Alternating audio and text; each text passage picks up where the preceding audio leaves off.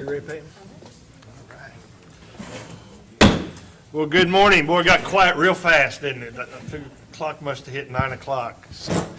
Well, today's the first meeting that we've been out and about and traveling since, March of, 2020 was the last time we were out in a public venue and got to see smiling faces. And so we're excited to be here in Hannibal and want to welcome everybody here this morning. We are still, you see a lot of technology and cameras around. We're still live streaming on with our technology for folks that might be at home and not able to be here. So that's worked well during the pandemic when we were holding our meetings. So we're going to continue that and offer that service to folks. We like to start out our meetings with a short safety briefing, and I'm going to ask Brian Unti to come forward and present the safety briefing. Brian? Thank you, everybody. Welcome everybody to the Hannibal Quality Inn. For our safety minute, we don't expect any severe weather, but in case there is, this is the location that people will be coming if there is severe weather. So we stay where we are, and some of the rest of the hotel comes into this area. In case of a fire, the exit's right out here. There is an exit door right there too. Go to the one that's closest to you. In case of a medical emergency, Paula Goff will call 911.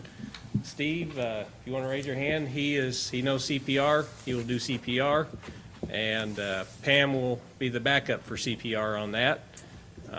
And we do have an AED. The AED is located right here underneath this podium if we need use of the AED right here. So we appreciate everybody coming in attendance, and thank you for the chance to give the safety minute. So. Great. Thank you. And I will apologize to our secretary already. I got so excited seeing all the people here, I forgot to have her call the roll. So Payne, would you go ahead and do that, please?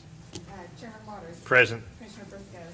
Present. Commissioner Smith. Present. Commissioner Eckert. Present. Commissioner Briefman. Present. Commissioner Boatright. Present. We have a quorum. All right. I think we all knew we were here, but we need to get that in a minute. So thank you, Pam. Sorry about that. Okay. Right now, I'd like to recognize special guests, and Brian Nichols from Congressman Graves' office is here.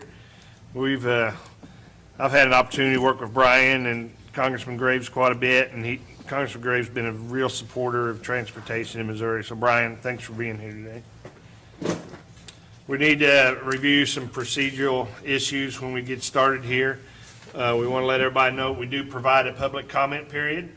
If you'd like to address the commission, you sign up, I guess over here with Jennifer, and try to do that before 9:30 this morning, or is it out in the hall, Pam? Out in the hall. You can do that. If you sign up before 9:30, then you're welcome to come up and address the commission. We allow 5 minutes for public comment or 10 minutes for per subject. I want to review our abstention policy or process. If there are commissioners up here that have landowner issues, business interests, or attorneys that may represent various clients that have some relationship to a matter that we're working on, if they feel there may be a potential or an actual conflict of interest on the vote, the commissioner will indicate that he or she chooses to abstain or recuse himself from that agenda item. If the item's divisible by contract, call, or project, or something like that, they can specify the specific matter and still vote on the remaining part of the agenda. Prior to that, the commissioners will provide a written notice to the secretary, who will file that with the minutes. Pam, have the proper documents been filed? Good. Thank you. All right, so let's get started. Our first item of business is a consideration of minutes of the special meeting June 30th, 2021. Are there any additions or corrections to the minutes? Mr. Chairman, I move that we approve the minutes. Second. It's been moved and second. We approve the minutes. All in favor say aye. Aye. Anyone opposed, same sign. Motion carries. Minutes will stand approved. Our next item is the consideration of consent agenda. Is there any items that the commissioner wishes to remove from the consent agenda or discussed later? Is there any discussion regarding the consent agenda? Do we have a motion to approve the agenda? So moved. Second. Been moved and second to approve the consent agenda. All in favor, say aye. Aye. Anyone opposed, the same sign? Motion carries. I want to stop just a minute and recognize that in the consent agenda today that we just approved, there's an item regarding the rest areas, welcome centers, and truck parking management services. And I know each of us commissioners have received an outpouring from folks across the state regarding those services. And we just approved a 3-year contract and with two 1-year options to be extended. The contract that we approved was for DBI Services LLC. And within that contract, there's a requirement they use sheltered workshops where available. So that's real important to a lot of folks across the state. It's a great service for those shelter workshops, and we were pleased that it worked out that way. And just want to say thank you to everybody for their interest, their letters, their support, and for the folks that traveled to be here today. So we're excited about that and looking forward to moving forward with that. So we'll move on to our committee and board reports. The first one's the Audit Committee. Commissioner Briscoe, Commissioner Brickman, and Commissioner Eckert serve on the Audit Committee, and it looks like Commissioner Brickman has a report today. Mr. Chairman, we do not have a report this month, but our next committee is August 31st, so September, we will have a really good report. All right. Thank you, Bob. Commissioner Briscoe and I serve as co-chairs of the Legislative Committee, and I think John has a report today. Yes, Mr. Chairman. The director, Mr. McKenna, is going to share more on this during his report later, but I think it's important enough for us to report today also, for me to report today also. The governor signed Senate Bill 262, the 12.5-cent fuel tax to be phased in over the next 5 years. The governor signed this legislation on July 13th, and the 2.5-cent increase goes into effect on October 1. This legislative measure will provide vital new revenues to help the state of Missouri fund essential road and bridge projects. The commission and MoDOT are extremely appreciative of the General Assembly's work on this proposal and want to thank Governor Parson for signing the bill into law. Other measures that were signed into law include Senate Bill 258 and Senate Bill 520, which memorialize various roads and bridges across the state of Missouri. One particular provision that I would like to point out in Senate Bill 258 was the creation of the Missouri Medal of Honor Recipients Program. This program was established to provide memorial signage for any Missouri Medal of Honor recipient. Funds from this program will be private donations collected from optional fees at the time of the driver's license renewal. A measure rejected by the governor was House Bill 661. While this omnibus transportation-related measure contains several statutory changes, the governor opposed one specific provision. The problematic provision which MoDOT and the commission raised concerned with prior to the governor's veto was the elimination of the federal emissions testing in the St. Louis region. As outlined in the governor's veto letter, eliminating the federal sanctioned program could cost the state over $52 million annually in federal highway funding. In his letter, the governor stated, "My administration has repeatedly expressed its support of Missouri's transportation infrastructure bill and related funding. House Bill 661 undermines those efforts and the state's ability to provide reliable transportation infrastructure into the future. All bills either signed or not vetoed go into effect on August 28th unless otherwise designated in the passed legislation." That concludes my legislative committee report, Mr. Chairman. Thanks, John. Commissioner Smith serves as the president of the Missouri Transportation Finance Corporation. I serve on that board along with Commissioner Eckert. Greg, what can you tell us about the MTSC? I have nothing to report this month. Our next meeting is scheduled for August 24th, so hopefully I'll have a lengthy report in September like Mr. Brink. All right, well, we're gonna have a long meeting in September. Long. All right. Commissioner Smith, Commissioner Brickman, and Commissioner Boatwright serve on the Emperor's Board. Dustin, do you have a report on Emperor's? Mr. Chairman, I have no report. The next board meeting is scheduled for September the 23rd, 2021. Prior to that meeting, there are going to be audit committee and investment committee meetings. So All right, I will have a report after the 23rd. all right. Not Thank you, only Mr. Chairman. harvest, but busy time in September. So. All right. Patrick McKenna is the Director of the Missouri Department of Transportation. I had to look to see where you were sitting today, Patrick, sorry. Right by the door. All right, well, we're ready for your report. That's right. Thank you, Mr. Chairman, members of the commission. Thanks, everybody, for being with us today. It is nice to be out and to see people and be in the public. Obviously, we still have some COVID concerns. I'll talk about that a little bit. But I wanted to start off by introducing our Assistant Chief Engineer, Eric Schrader, who's got an important announcement for us. Thank you, Director. Chairman, Commissioners, this morning I'm pleased to be here to announce Brian Hartnagel as our new State Bridge Engineer. You may recall last month Brian presented to you as he gave kind of the overview of the Bridge Division. Brian's been with us in the Bridge Division for 19 years. Prior to that, he taught at Mizzou and taught at Colorado State. So technically it is Dr. Hartnagel. One of the unique things, and I know some of the engineers in the room will recognize this, Brian's work is cited in the LRFD design manual. So some of his work, which for those that don't know that off the top of their head, that is kind of the gospel of bridge and steel design. And Brian is fortunate to have some of his excellent work cited in there as a standard for research work.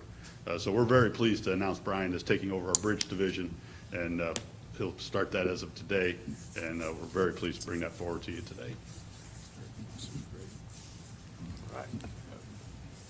Yeah, Brian's a great, he's been a great employee. As a matter of fact, I think as a professor, he taught several of our engineers in school. So he's been a mentor and a great asset for the department. We're lucky to have him. Brian here? He is not. I didn't think so. He's not. He's at, it's his first day as bridge engineer. He's busy. As Commissioner Briscoe mentioned, this past month, we had an opportunity to witness history being made with the signing of Senate Bill 262. It's the first bill signed to increase the fuel tax since 1996. The law gradually increases the fuel tax 2.5 cents a year starting in October, and for the subsequent 4 years more, adding a total of 12.5 cents to our current 17 cents a gallon tax. I want to thank the commission. Several commissioners were able to participate in the various bill signing ceremonies. I think that was really important to do and to recognize and to get around the state. It was great of the governor to do so. And I just want to share a short clip of those bill signings.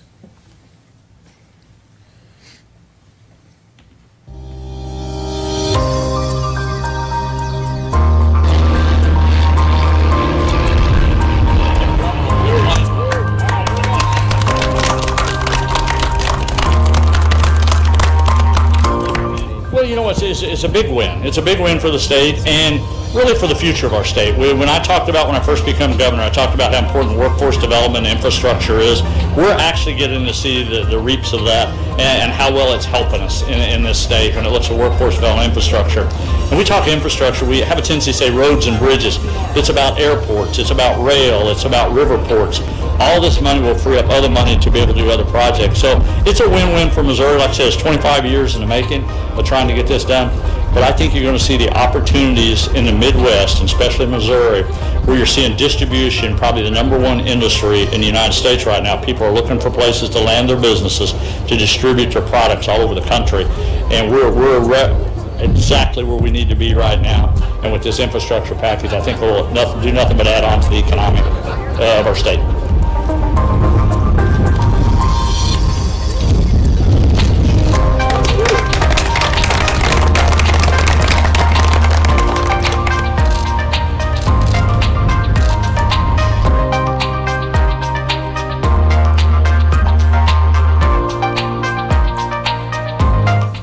passage of SB 262 is a generational opportunity for the state, only made possible by the efforts and the work of so many people throughout the state, legislators, industry groups, citizens all over the state, recognizing that you have to invest in your infrastructure if you want to build the type of economy, if you want to have the safety of the citizens when they're traveling through and about the state, and if you want to build a better quality of life in the future for the citizens of the state. And it's not just about what's right in front of us, it's about the generational opportunity to look forward, to invest in the future in a way that our parents and grandparents did for us. Good evening, everyone. It's great to be here.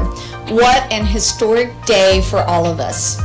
25 years. We have been living on a 1996 budget in the year 2021 in terms of roads and bridges. It's awesome to see the investment that we are making in our infrastructure today. This bill, Senate Bill 262, is about safety, it's about jobs, it's about economic development. I said, I'm going to just call the guy who passed the last gas tax. So I talked to then General Ashcroft, but Governor Ashcroft when he signed it, and I said, how does a conservative take a position about this and trying to pass something that would fund Missouri's highways? He said, you know, Mike, the less conservative approach would be to know you have a problem and not fix it and hand it off to other generations.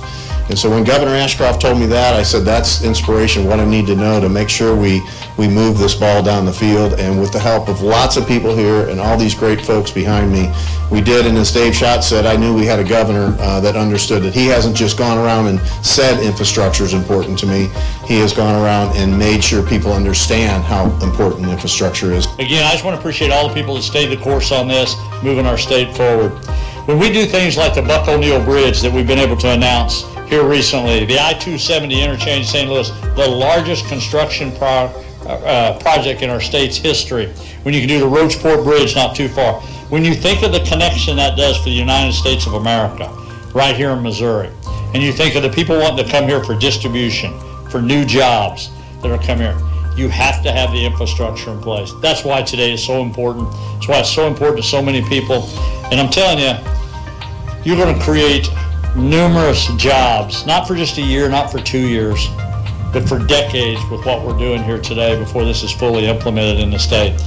That is what's important for the future of our state. So with that being said, I think it's time to do the fun part and get everybody out of the sun. So I'm going to go over here and I'm going to make this bill official and sign this bill today. And just let me finish by saying this. It is always an honor and privilege to be your governor of the great state of Missouri. Thank you all for being here today. Thank you.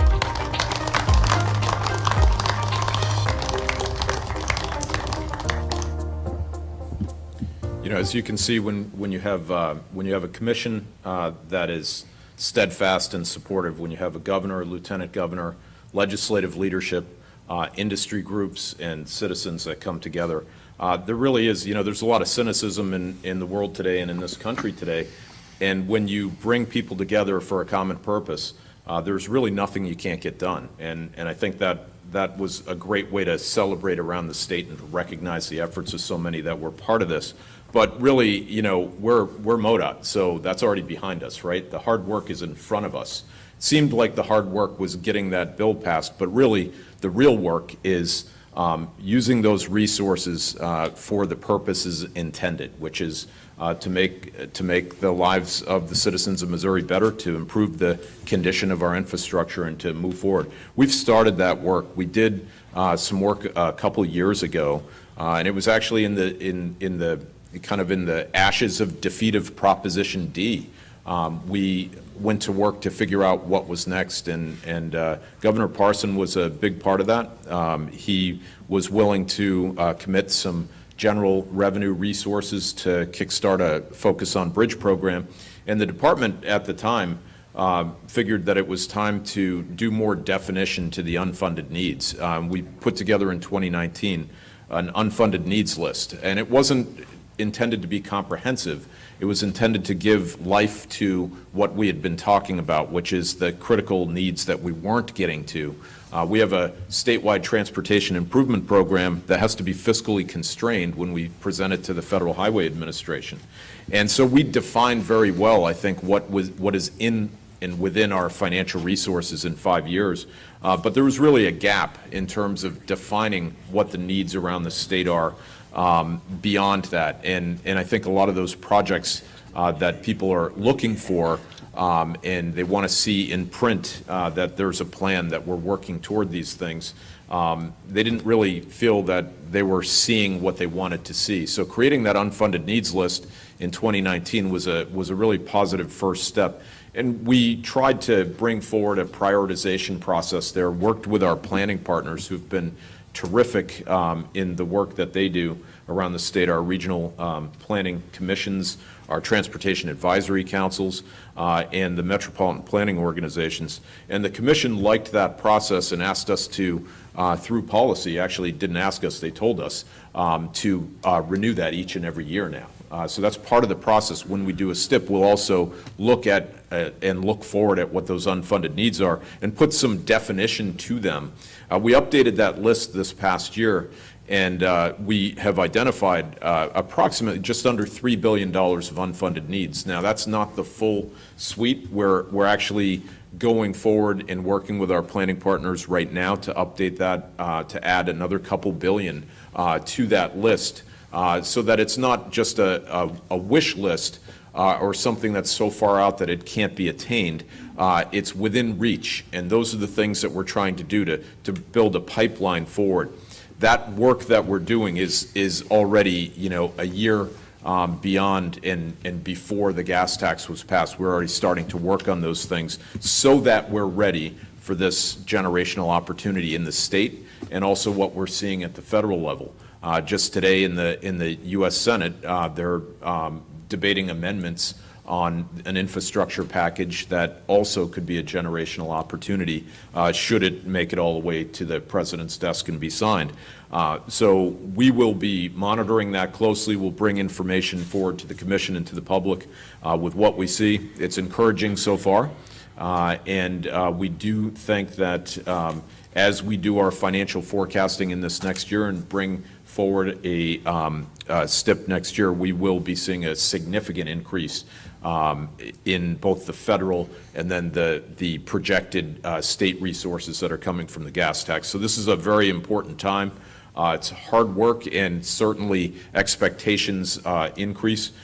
We do have, as I think the Lieutenant Governor said it really well, it's not a conservative principle to see an issue and not solve it and pass it on to others. One of the things we have to do, and I know this is throughout our construction industry partners as well, we have to work on the workforce to be able to implement and to execute the plans and to utilize this investment dollars that are coming to the state.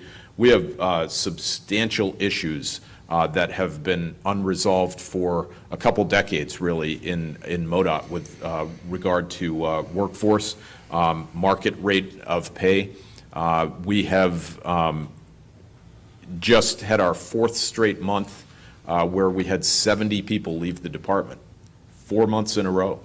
And so in the last 5.5 years, actually, we've had turnover of 3,000 of our 5,000 employees. So we've been absorbing this kind of generational turnover. There's several factors, but there's a generational turnover that's occurring. We need to bring the new generation in, but we also have to recognize that there's a healthy market out there and an appetite for the type of people that work at MoDOT. And we need to solve that problem, and we're going to bring forward a workshop next month in Springfield to bring some of our team together to testify to the commission, and we're looking forward to that. We have to solve that. We know we have to work with industry to do so as well, and we look forward to those discussions coming forward. We also, I want to take a minute to just mention, I know we're all excited to be here and to be in the public, but I also have to put a word of caution out there. We, in the last 2 months, have seen an alarming trend even within MoDOT of cases of COVID. This pandemic has not left us behind. The Delta variant is spreading in our state, and it's spreading in MoDOT. And we have to be careful about that. We're reminded in a very stark way yesterday where we actually lost one of our employees, Tim Jackson, 37-year employee at MoDOT, succumbed to COVID. And he was about 3 weeks away from retiring. And so that is a all too stark reminder for us that we have to keep our vigilance up. I know it's been inconvenient in many cases as we've gone through the pandemic. The way we've structured our work has been different than it had been before, but I think that's kept people safe, and it's kept us working. And that's really what it comes down to. We have a pandemic response team. We continue to meet weekly to address all the trends and issues that are going on, and we're going to continue to do that. So we have been box-in testing, and that's been helping us catch folks that are asymptomatic and give them the information to protect themselves and their family. We really want to encourage everybody, if they haven't been vaccinated, to do so, because the difference between this year and last year is we actually have a solution that you can protect yourself and your family and others by doing that. So I wouldn't want to leave an opportunity lost by not encouraging those. And we know it's health choices or individual choices, but certainly we want to encourage people to get that vaccine, because we don't want people to be in the situation where they're losing loved ones and unable to work and unable to enjoy their family and friends. So this month actually marks the 200th anniversary of Missouri's statehood, which is being celebrated throughout the state. It's a big issue for Missouri, and I know the governor's heavily involved in it, and it's, it was an official state on August 10th, 1821. So 200 years, bicentennial year. We've kind of celebrated that with the state map that we've just recently unveiled. Commissioner Brinkman was there, and Ed Hassinger and the governor at the original state capitol building in St. Charles County. And so this year's map actually has the current capitol on the front and the original capitol on the back as a celebration of Missouri. It was a great event, as I understand, and we've brought the maps here to share, and they'll certainly, we put a lot of them out at the state fair that's coming up. So it's a great time for the state itself, and we actually continue to distribute about 600,000 of these maps a year. Every time we try to say, people don't use these anymore, they use Waze and everything, and we try to cut the print run, we end up having to scramble and print more, because people love these maps, and it's our team does a great job putting them together and updating them, and it is a fun thing for our team, and it's we're certainly proud to share this little piece of history on a bicentennial year. And Mr. Chairman, I want to conclude by saying, we're not trying to find these, but this is now the fifth consecutive month, and where we're going to be awarding a meritorious safety award to one of our own MoDOT heroes. It's amazing. It's a life-saving story, and it comes from the Northwest District. You've got the picture up there, and our maintenance crew leader, Jordan Delameter from the Princeton building, was responding to a call for water over the road on Thursday, June 24th. He saw two vehicles stranded in the road in rapidly rising water. He used his large MoDOT dump truck to get close to the stranded vehicles. The occupants climbed out of their vehicle windows. He helped pull them into his truck and drove them to safety. His quick thinking and notable actions not only went above and beyond his daily duties, but he rescued these folks who were in distress. Fifth month in a row, and I know Jordan can hear us in our technical piece here. Sorry, Jordan, that we're not able to give you an opportunity to speak directly to the commission, but I want to personally thank you, and on behalf of the commission and the entire department, say thank you for for your quick thinking and for your heroic efforts and for putting yourself in harm's way to help others. And it's really stunning to me that 5 months in a row, we've actually, this is one of the highest awards that we do as a department, and I think we're running out of them. We have to order more. Thank you, Jordan, and congratulations to you for that. So with that, Mr. Chairman, is my report. Thank you, Patrick. That's amazing. Yep. It really is. Are there any questions or comments for Patrick? All right. Thank Get you. a pass. All right, well, we're always honored to have members of the state legislature visit with us and meet with us. And today we have State Representative Lewis Riggs from the 5th District up here is going to join us. And Representative Riggs, welcome. Enjoyed meeting you last night, and the floor is yours. Thank you, Commissioner. Is this thing on? That's good. I think it is. Yeah. Usually we signal to somebody running a board, so I'm not sure who's running the board this morning. Just want to say thank you all for coming out here. Welcome to the 5th District. America's hometown. I see Gail, I'd be in trouble if I didn't say that. Lewis Riggs, I represent all of Marion, all of Shelby, and part of Monroe County here in northeast Missouri. Also serve as chair of the House Interim Committee on Broadband Development. And I want to thank you as well for this opportunity to provide an update regarding the Hannibal Bypass project. And as you may have heard, we've had 2 fatal accidents on US 61 within the last 3 months between the 168 stoplight and US 36 intersection. We have provided dozens of letters of support that were sent in support of the RAISE grant application to pay for the Hannibal Bypass engineering study in full. We'd like to thank Director McKenna for providing a letter of support for this application, which will go a long way to providing funding for this desperately needed engineering study, since it's not been completed since 1996, which was before we built the last 52 miles of 4-lane highway between Hannibal and Macon. Looking ahead, our local Transportation Advisory Committee has met and agreed to begin the process of creating a new TDD to pay for the bypass itself.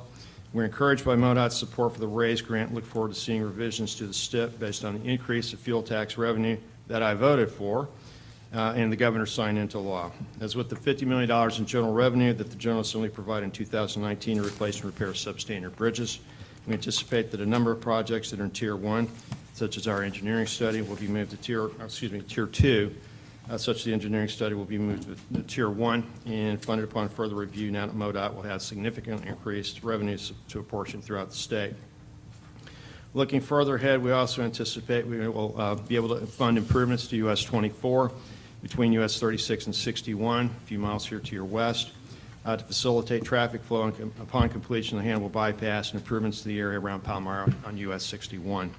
That would represent the first funding to finish the avenue of the Saints in northeast Missouri since 2008.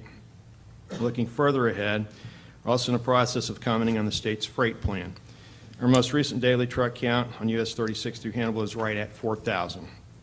The original intent of US 36, as constructed, is the Chicago-Kansas City Expressway, and that was to draw truck traffic from Chicago, now Indianapolis, onto US 36, which parallels I-70 for 150 miles and is quicker for trucks to use to travel to Kansas City already with a 65 mile an hour speed limit. With some 40,000 trucks a day crossing into Missouri at St. Louis, diverting a significant portion of that traffic will help with congestion and safety issues in St. Louis, congestion and safety issues in St. Charles County, and increased economic activity for northeast Missouri. We have reviewed the 1992 plan that designated interstate access for US 36 to Macon and wholeheartedly agree that is the logical next step to take, since I-72 comes into Missouri at the Mark Twain Bridge, and we have controlled access highway already to the US 24 junction. In addition, there's interest on the part of the National Park Service to create a national heritage trail along US 36 based on the way of American genius that begins in Hannibal with Mark Twain and ends in St. Joseph with the Pony Express. This corridor has been marketed for a decade already and could serve as the basis for a first-in-the-nation linear national park using interstate access. We've also discussed adding a bicycle lane to create another recreational trail across the entire state of Missouri. Interstate highways bring much-needed increased economic activity to every area they are built, increase wages wherever they are built, and increase safety wherever they are built. Northeast Missouri is the only area of the state that does not have interstate highway access, and we are not on the radar screen as a logistics hub as a result. As Vice Chair of Economic Development, I am acutely aware of all the distribution centers being built around Missouri to take advantage of our central location in the United States and pivotal role in moving products across North America. But the double whammy of a choke point in Hannibal on US 61 and no interstate access is leaving us behind when the rest of the state is taking quantum leaps forward. We can and must do better than that to secure the future of this area of the state. Again, thank you for this opportunity and for joining us today. I'd gladly take any questions at this time. Thank you. Does anybody have comments or questions for the representative? I'd like to just say thank you, Representative Riggs, for your efforts on behalf of the Hannibal bypass. I think it's something, I've always thought something we really need, and I hope we can keep working toward that end. Thank you. Thank you, Commissioner, and thank you for your efforts on behalf of the entire state, but also Northeast Missouri itself. Thank you, sir. Yeah, thank you. Thank you. Yes. All right, thank you. Thanks for being here today. Okay, we're going to move now to the A Better 54 Coalition, and I believe Alan Winters is a county commissioner from Audrain County, and is going to present.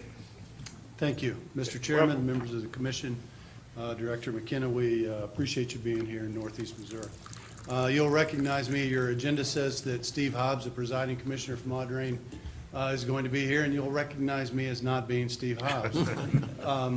He does, however, send his apologies that he couldn't be here. He was called away and to a thing he could not. They had to attend. What we really want to do today is just express our appreciation for the partnership that we've had with MoDOT for the past it's between 15 and 20 years now that A Better 54 has been working on creating a project along 54. It is now included in the scoping section of the STIP, and we really what we want to do is express our appreciation to you, to Director Mckenna, to Paula Gaw and Kevin James and Brian Untitled for their support. And as we move forward with this, we want to assure you that we intend to be a good partner.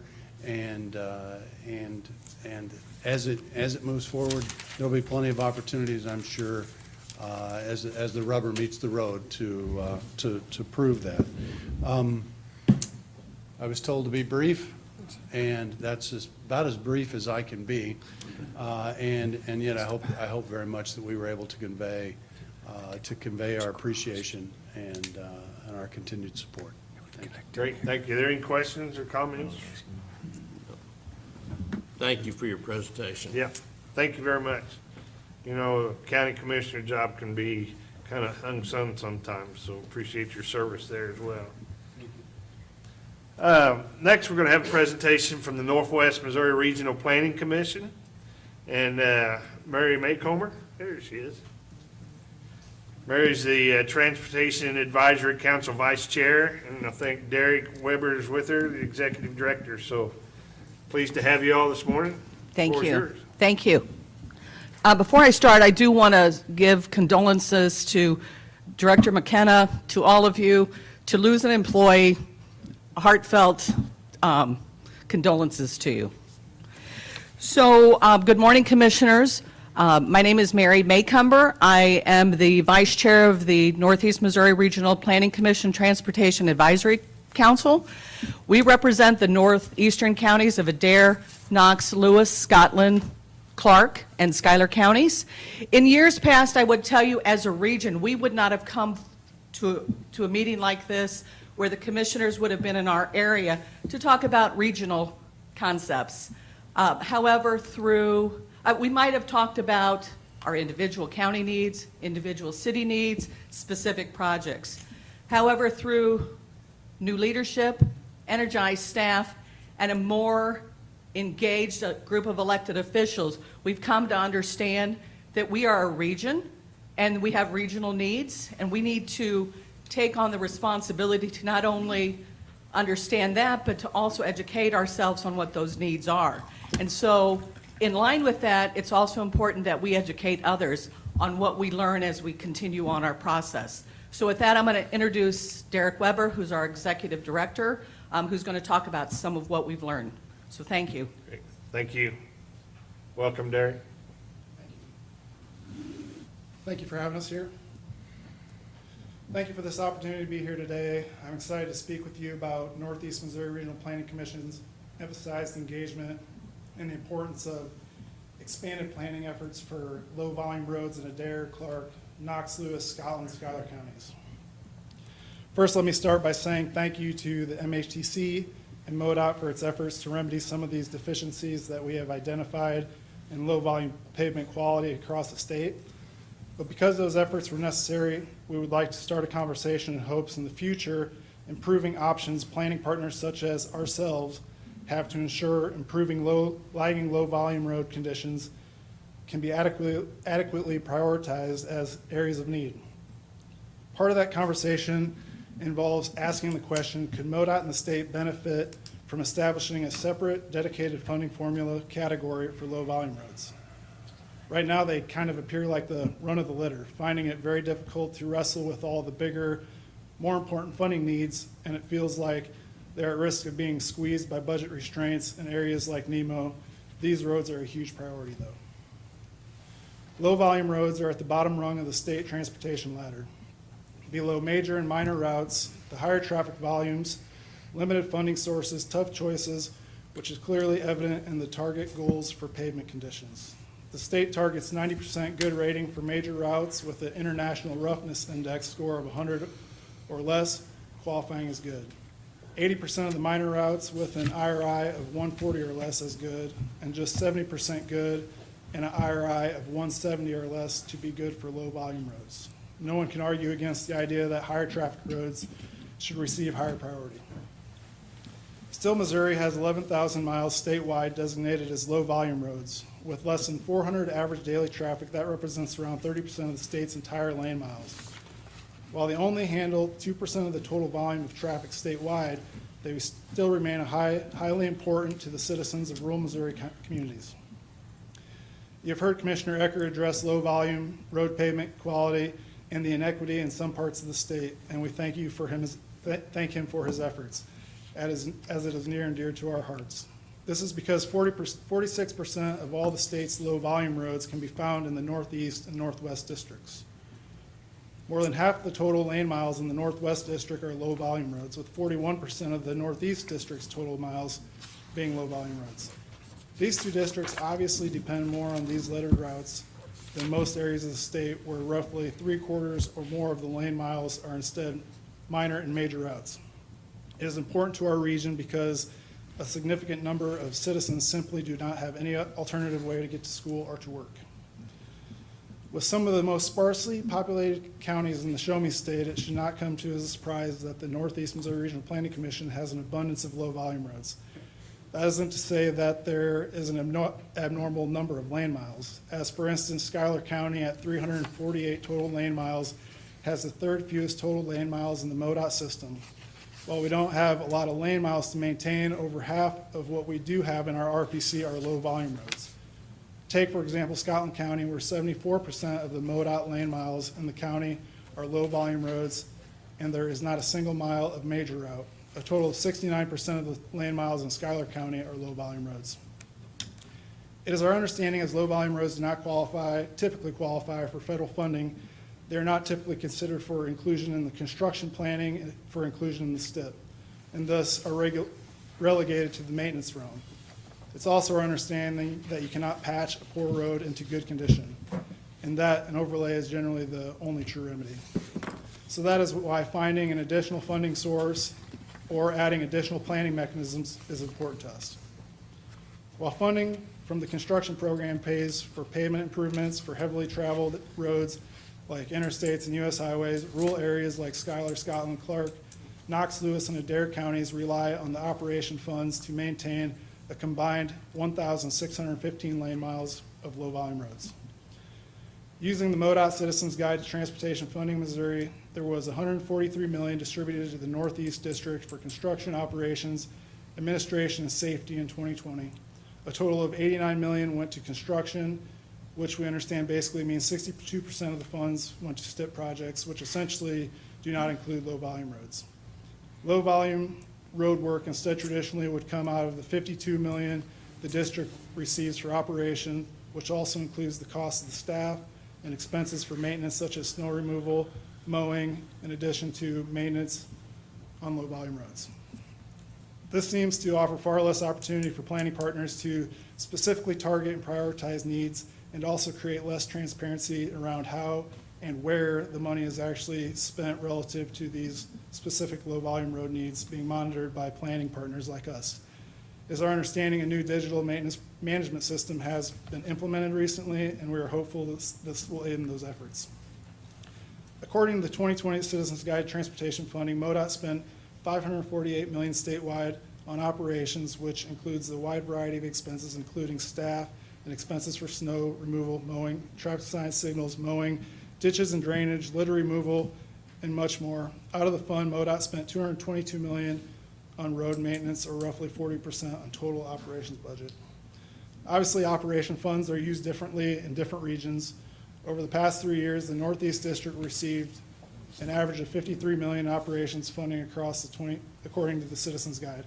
After all the mowing and snow removal funding, remaining operations funds for the 4,016 lane miles of low-volume roads in the Northeast District, with 100% of the low-volume road funding coming via maintenance out of the operations fund. 2019 numbers showed 1,306 lane miles of poor-rated, low-volume roads in the Northeast District, including 772 lane miles alone in NEBO RPC's 6 counties, Adair, Clark, Knox, Lewis, and Schuyler, Scotland. It is far less expensive to keep a good road good than to repair a poor road. How does the NEMO region dig out of that hole, faced with high numbers of low-volume roads that have to compete for a limited maintenance portion of an operations budget? How do communities where there hasn't been enough funding to keep 70% of these roads in good shape recover? And how do we keep this from happening all over and over again? And that's part of this, is moving forward with the planning process.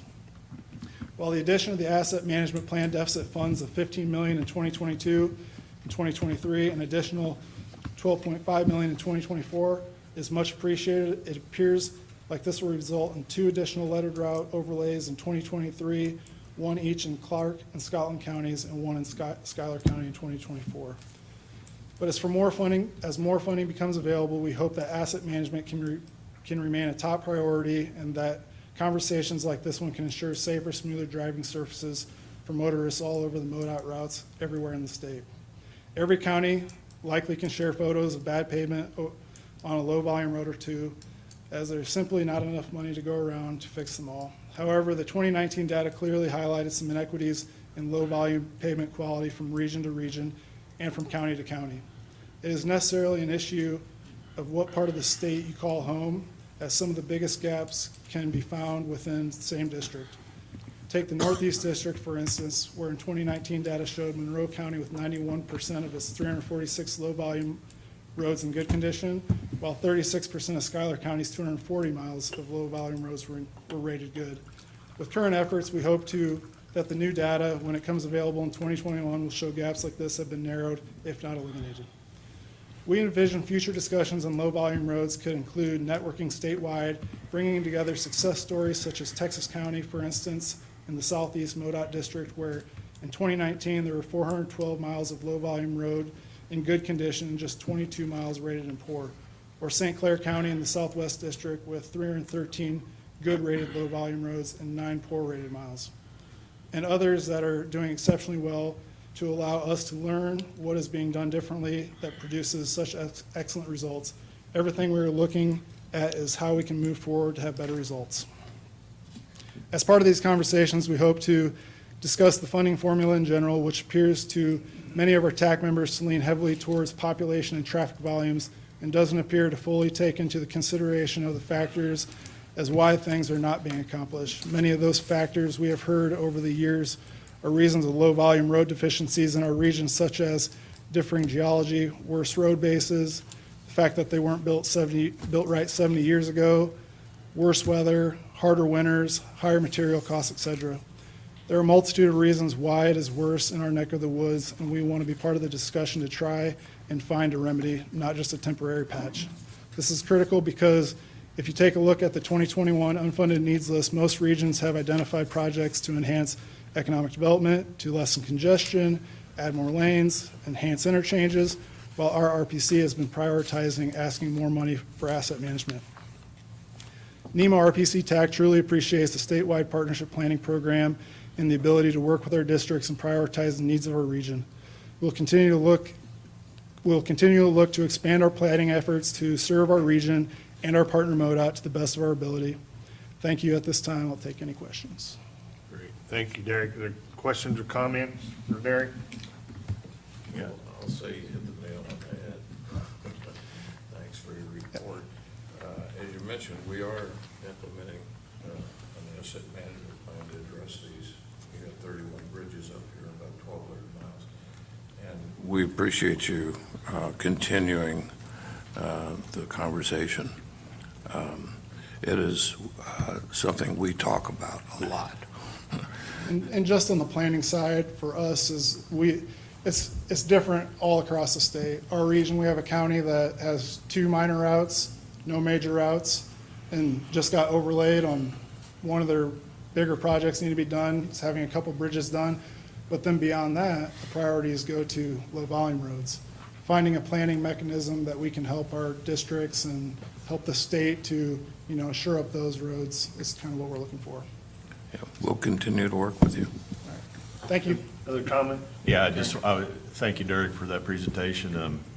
You have a lot of the same talking points that I use practically monthly, and that when the formula was implemented that we're currently using, the roads in northern Missouri were not at the shape that they are.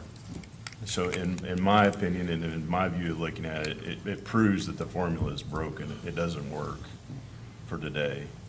And a good case in point is your Northeast Regional Council of 6 counties. You got 837 lane miles, or center lane miles of low-volume roads at 53%, with Schuyler at 36% good. And you're only getting allocated on the asphalt plan of $6.9 million, which is going to do 115 roughly miles. If you're looking at just the raw numbers, and everybody can pick my numbers apart, but you can go to Southwest Missouri, and the Southwest Missouri Council has 10 counties, only 628 center lane miles of low volume roads, and they're getting $11.9 million, and the condition of those roads is 90%. So I hear you. I think we all hear you. We've got to figure out how to do better. And that's in our region, I've always, you hear a lot, well, we feel like we don't get our fair share. And I always say that's not true according to the current funding equation. We're getting more than our fair share. It's just all those other aspects of tougher winters, higher material costs, those have to all be added into the equation too. I know that's not easy, but I think that's part of where you're gonna get the equity across state line, all across the state, so. Derek, thank you. Much of what we do starts at the local level, the grassroots, and planning commission like yours, pushing those priorities up is the key. And you're doing the right thing, being here and talking. I appreciate the shout out to Terry. He's dived into this low volume roads. I know a lot of folks in the room are tired of hearing us preach about low volume roads, but I'll tell you, we're gonna keep looking at it. We're gonna keep working on it. We've made it a priority to look at, and so there's more work to be done there, but we're working on it. And other planning commissions across the state, when you have problems with low volume roads, it starts with you guys pushing up. So if we can work on it at the top, you can push it up from the bottom. We're gonna get there. Yep. We'll get there. Sounds good. Thank I'm you, sorry, guys. Greg, did you have something? No, Thank you. I toured your roads up thank there you for the visit. the other day. Had lunch at Keith's, so. Okay, thank you very much. Well, Paula Goff is the Northeast District Engineer for MoDOT, and she's going to present information on the district.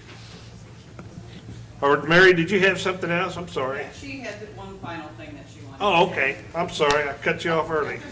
Well, I apologize. I'm a little confused about the order. So, I just wanted to acknowledge, also serving with the Northeast Regional Planning Commission. I'm also the city manager in Kirksville, and wanted to just give, I'll say, a shout out to the many partnerships that we've had in Kirksville with the Highway Commission, starting with the 4-laning of Highway 63 from Macon to Kirksville, all of those lane miles outside of our city limits, but we taxed inside the city limits.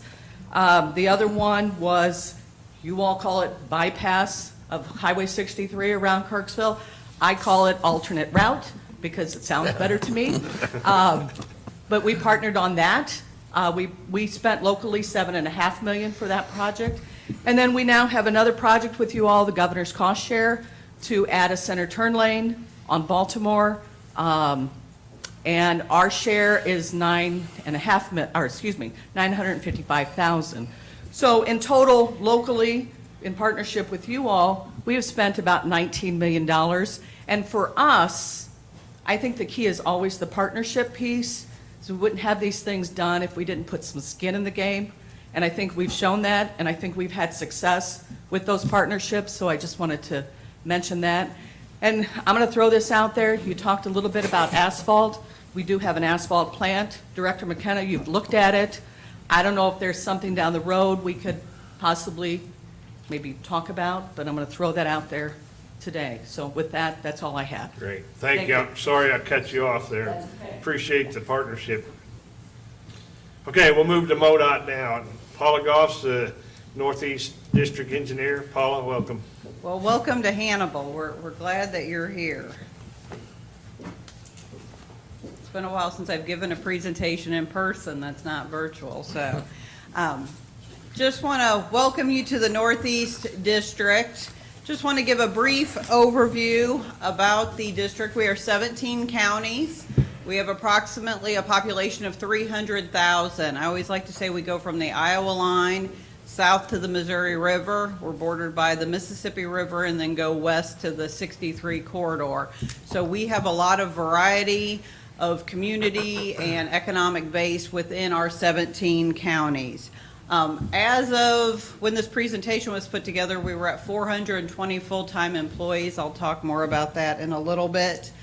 We are blessed with several universities and colleges. Moberly Area Community College is a critical partner with us on a variety of things. Hannibal, LaGrange, Truman State.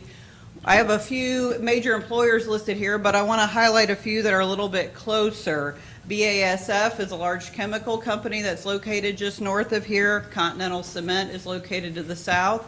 And if you've ever eaten Progresso soup, it is made right here by a very large General Mills plant, which is one of the major drivers with some of the transportation needs because it's a large General Mills plant. This is the STIP map, the Statewide Transportation Improvement Program that you approved last month. From what you've heard already, and I will spend the next few slides talking about, is asset management. The majority of our STIP is focused on taking care of our existing system. A lot of pavement work, a lot of bridge work. We collaborate closely with our 3 regional planning commissions, Northeast Missouri that you heard from earlier, Mark Twain Regional Council of Government, and Boone Slick Regional Planning Commission. Through ongoing planning efforts, we're able to really look out definitely the next 3 to 5 years, try to bundle projects to get better value, but really work hard to take our technical data and partner it and with the planning information from our local planning partners. Asset management. Here in Northeast District, in our 17 counties, we have just under 10,000 lane miles of highway. Of that, almost 1,900 miles are major routes, and those are in very good condition, 96% in good condition. Of those nearly 1,900 miles, 73 lane miles are Interstate 70 in Montgomery and Warren County. So, you know, we go from very low volume roads to very high volume roads on Interstate 70. Our minor routes, we have just under 4,000, and those are 73% good condition. Low volumes, and I'll spend a little more time talking about low volume roads here in a minute, just over 4,000 lane miles and 68% good.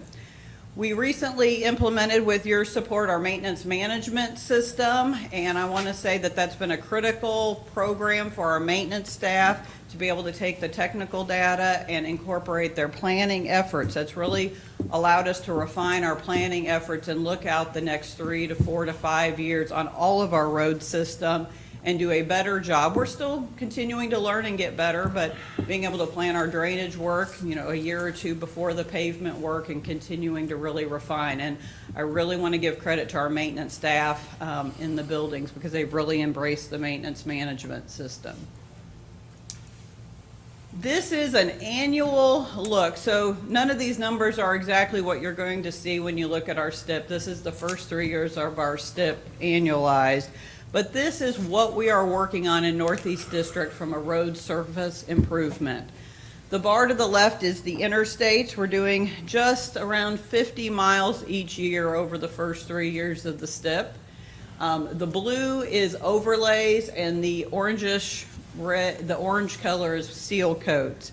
On our major roads, we're doing just about 100 miles each for a total of just under 200 miles per year. On the minor roads, the blue bar represents what we had planned through our regular STIP program. But with the implementation of the Asset Management Deficit Program, which is the red bar, we have been able to add nearly 100 miles on our minor routes and just over 100 miles on our low volume routes. So without the addition of the Asset Management Deficit Program, those 200 miles each year would not be being completed. So the asset management deficit will make a significant difference in helping to advance the pavement condition of our minor roads and low volume roads.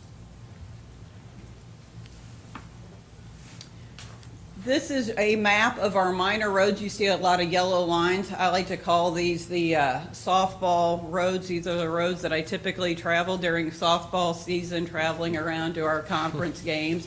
These are those regionally significant routes that are very important to the rural area for getting from community to community. As I mentioned, we have 3,900 lane miles. The road that you're seeing here with the nice overlay, that is Missouri 79. Once these roads are overlaid, most of this work is done by a contractor and a new stripe.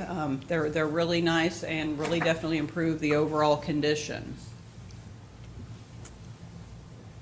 This is a map of our low volume roads. As you'll notice, as was mentioned in the presentation earlier, there's a higher concentration of the low volume roads in our northern 6 counties, but every one of our counties in the Northeast District has some low volume roads. Some people refer to these as farm to market. As I mentioned, we have 4,000 lane miles. This pavement work is primarily completed by our maintenance forces, ranging from patching with sealing on top of it to some overlays, full width overlays that our maintenance staff is completing. These routes can be significantly impacted by weather events as well as changing conditions of some developments going on in the area. So a road can be in pretty good condition, and then if the traffic changes, we can see significant changes rather quickly.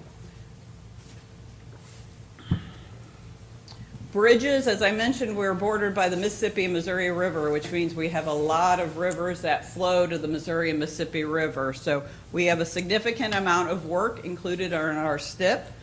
In our district, we have 1,094 state bridges, of which 13 are major being over 1,000 feet. In the STIP that was recently approved, we have 31 bridges scheduled for replacement. And that is in addition to the Farm Bridge program that was recently approved.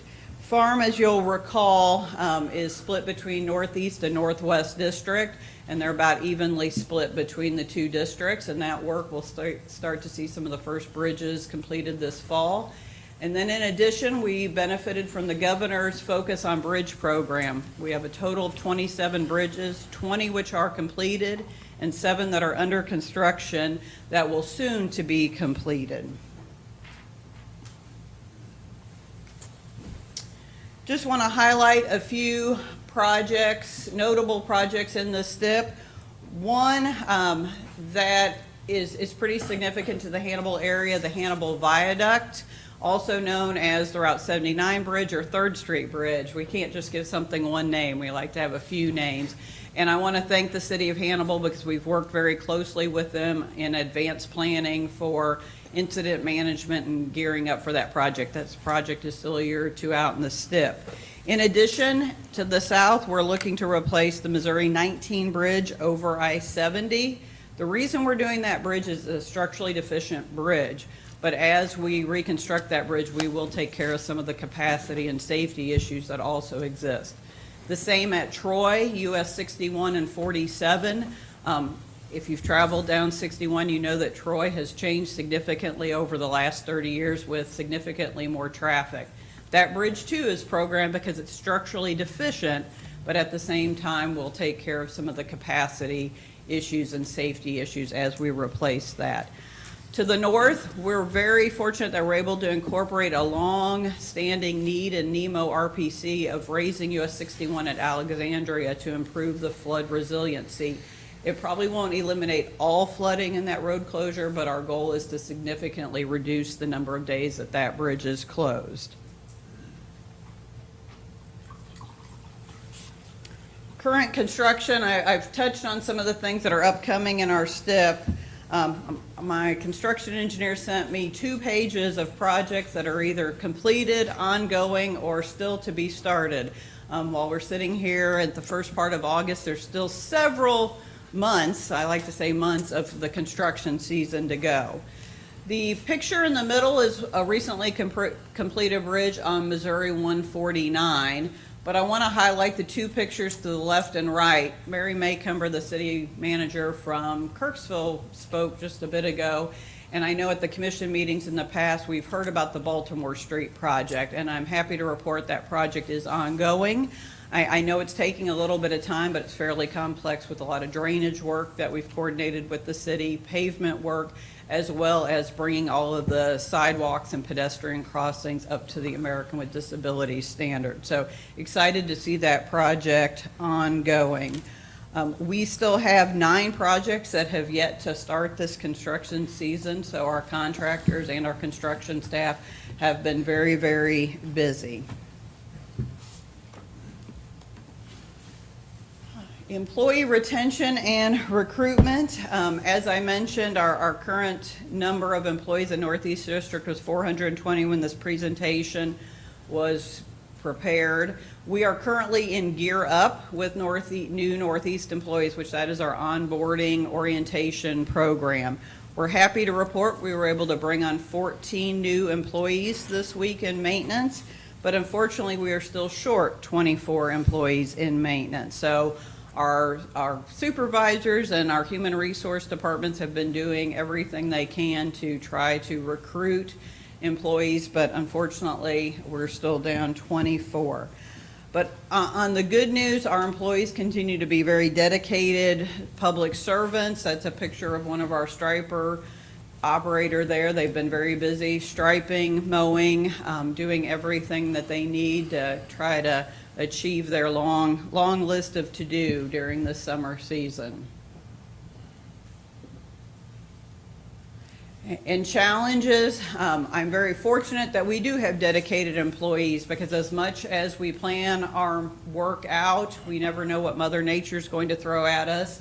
This is a picture of a box culvert in Macon County on Missouri 149 from some pretty severe storms that went through the area the weekend of July 9th through 11th. The little town of Perry was significantly impacted. I went out with the supervisor and maintenance engineer early the next week, and the supervisor was telling me these are the same location. He had checked this area about midnight. This is not an area that's known to have a lot of flooding issues. Everything was fine. When he came back at daybreak, what he found was the photo on the right. So this road is closed, and our design and bridge staff are working on what the right solution is, because there'll probably have to be a bridge to replace it because the drainage has increased. But I'm very thankful and fortunate that we have dedicated employees. We also had a few employees that went down and helped with some drift removal in Southwest District. So while you've heard a lot about Northeast, I want to reiterate the regional and statewide approach that we still are one team and one MoDOT and continue to look at ways that we can help each other.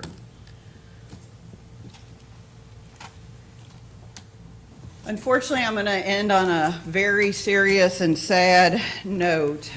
Fatalities in Northeast District, our numbers are not going the direction that we would like them to. And I want to reiterate, these are not numbers. These are someone's family member, church member, community member that did not make it to their destination. These are numbers, but they are people and lives and communities impacted. Unfortunately, we've had 35 fatalities to date in Northeast, with 83% of them unbuckled, and that number continues to grow for Northeast. So that is very concerning. 8 of these fatalities were motorcyclists, 4 were wearing helmets, 3 were not, and 1 was unknown. So we are very concerned about the trends. Our coalition continues to be active. We're gearing up for back to school, and we'll continue to work with our high schools to continue to promote the buckle up, phone down message. But when we look at our demographics, the 35 represent a lot of different counties and a lot of different demographics. So we have our work to do to continue to drive this number to 0 so that no more families are impacted. So with that, I thank you for being in Hannibal, and I will entertain any questions. Thank you, Paula. Any questions, comments for Paula? Yeah, great presentation, Paula.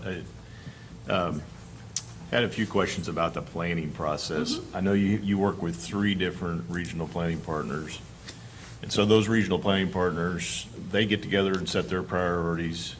And then how do you meld those 3 together to come with a priority for the district? It starts with, we provide a significant amount of the technical data because our bridge inspectors are the ones who are inspecting the bridges every other year or every year, as well as our pavement data. So that is a foundation. The long-range plan is an important piece of the goals that have been established through the long-range plan. Each of our regional planning commissions has a transportation advisory committee, and there's several county commissioners in the audience today that participate on the TAC, the Transportation Advisory Committee. Each of our 3 TACs do it slightly different, of limiting how many needs they bring forward or incorporating multimodal into the main list. And then they as a group prioritize it. Some of them do multi-votes or different methods to rank it. We then take and incorporate that, and like on the unfunded needs, we sat down and had a collaboration around the table with the executive director, their transportation planner, and the transportation advisory chairperson, and really started with a virtual whiteboard, since we were meeting virtual, looked at the projected available funds and tried to talk about what they thought were the priorities for the region. And the TAC chairs had a lot of serious conversation back and forth. So for the Northeast District, every district is slightly different, but it's more of a collaboration with the overarching goals from the long-range plan. But I'm thankful that our RPCs also rely heavily on our technical data, so they do take our advice from our bridge engineers and our maintenance and pavement engineers on with some of the ideas of what we see as the most technical issues, but then we merge them together, so it's more of a collaboration. So, and with your employment challenges, if you had more money, would that be a challenge to implement more projects? That is a concern that, as I've been out meeting with employees, they want to see the roads in their areas improve. Maintenance knows what they can do with additional resources, but it will be a challenge to So some of that could be possibly contracted then? We are contracting what we can, and in Northeast District, we're contracting all of the projects that make sense to contract. And then on your bridges, was any of those overlapping? Are you actually going to get 71 bridges? It's kind of a mix of years there, because the 31, I'm trying to find my slide, the 31 is in the upcoming STIP. The governor's focus on bridges has, some of those have already been completed from previous years, and then the farm bridges are moving forward. So, but none of those bridges are included in the other in the other numbers. So I can get an exact number for you, because we're I kind of just think mixing I- years here. But That's the fine. good news is we're making significant Yeah. progress on reducing our poor bridges. Yeah, I think that's great. And in looking at some of the numbers that were presented at last month, so like if you have a bridge that goes, say it just falls in, does that, to replace that, does that have to come out of your maintenance money, or does it come from somewhere else?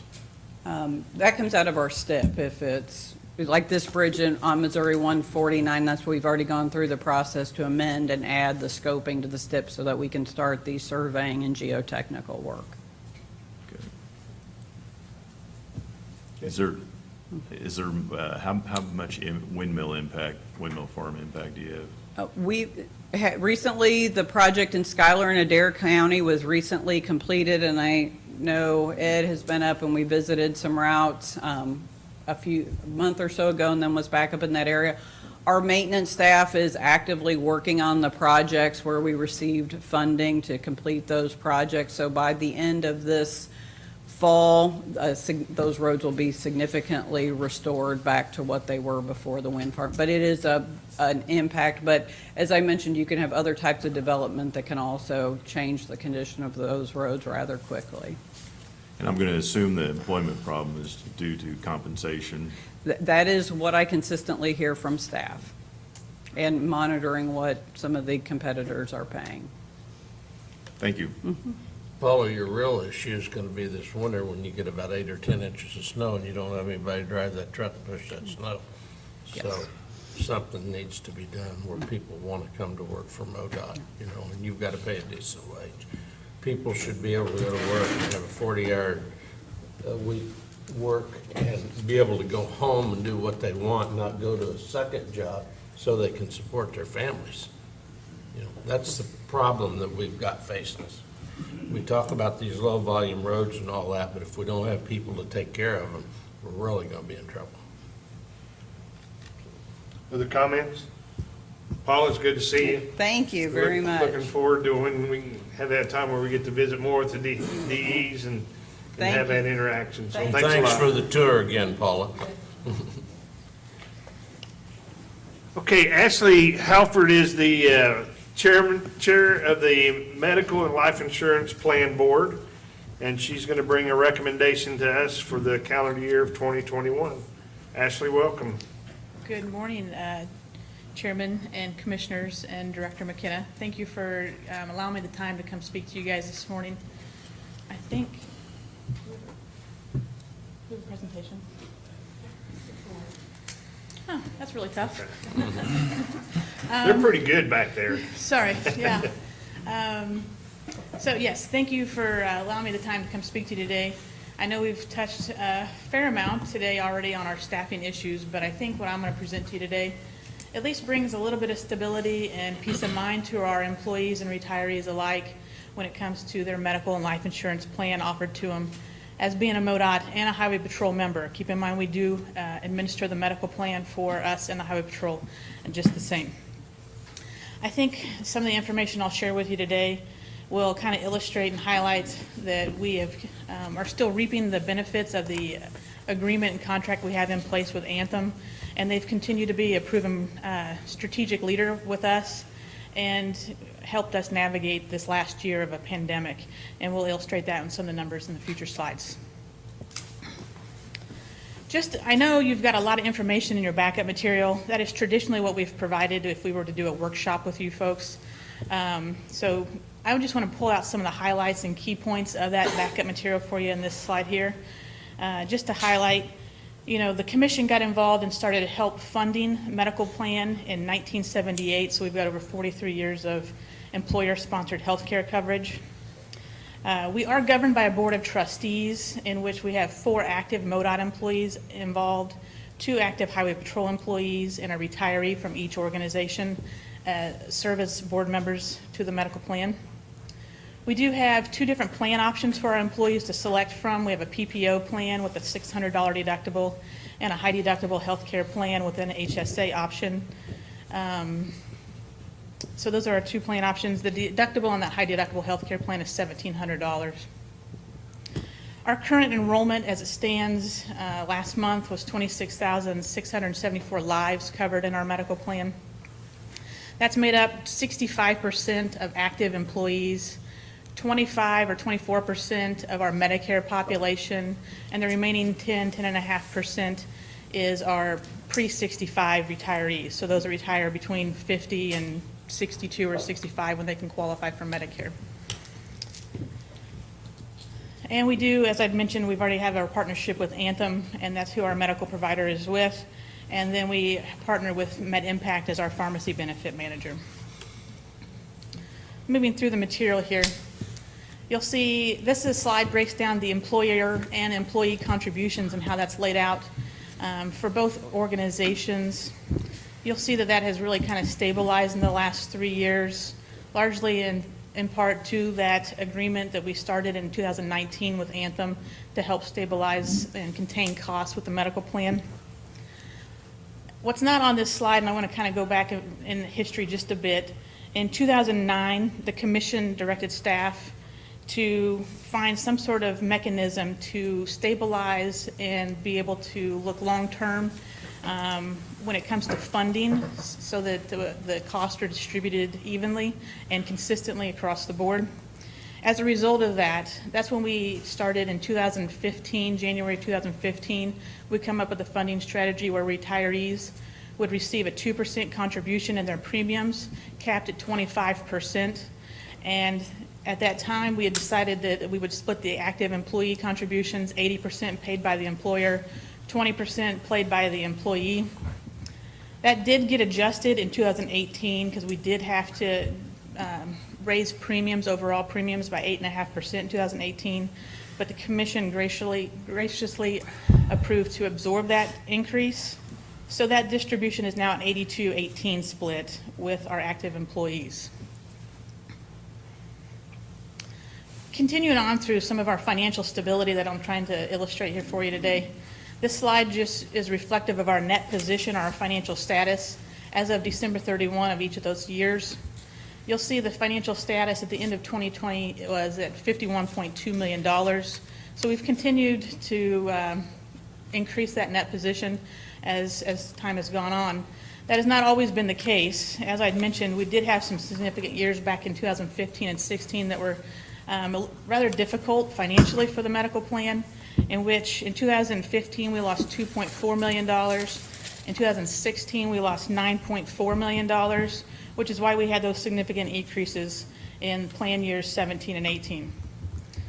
I will say, as of May 31st of 2021, our current net position was $53.9 million, so we are continuing to see that number increase. This slide here, I just wanted to illustrate and kind of show you some of the information that we receive from Aon, our actuary, that helps guide us through our forecasting as we look through future years. The last two lines, I know this slide's kind of busy, but I want to really draw your attention to the last two rows here, where we have proposed premium increases. You'll see that Aon has come in with a recommendation, not to let the cat out of the bag, and I think you've probably read it in your material, but they have come in with a 0% premium increase going into 2022.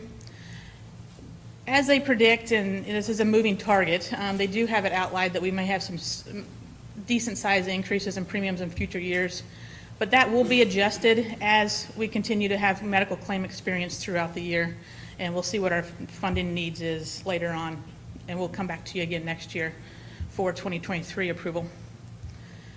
The last line there is the retained earnings as a percent of total expense. You'll see they are predicting that by the end of 2021 or the beginning of 2022, we are estimated to be at 28.1% as far as retained earnings, as far as our total expenses. Our goal or our target range for that figure is 10 to 15%. And you'll see by those calculations, by the end of 2026, that they do have us setting in that range. So that's why they are coming up with that 6.5% in future years right now. Of course, I think the underlying question that everyone's got on their mind is COVID. There's been a lot of uncertainty, a lot of unknowns. And how does it really directly relate to our plan specifically is what we really want to know today, right? I have shared with you, we do get weekly reports from Anthem, and it continues to monitor our progress with COVID claims, costs associated with those things. And this is just one of the illustrations that we receive every week. The information you have in front of you is as of July 12th of 2021. I actually have current numbers through August 2nd, and I'm going to share that with you today.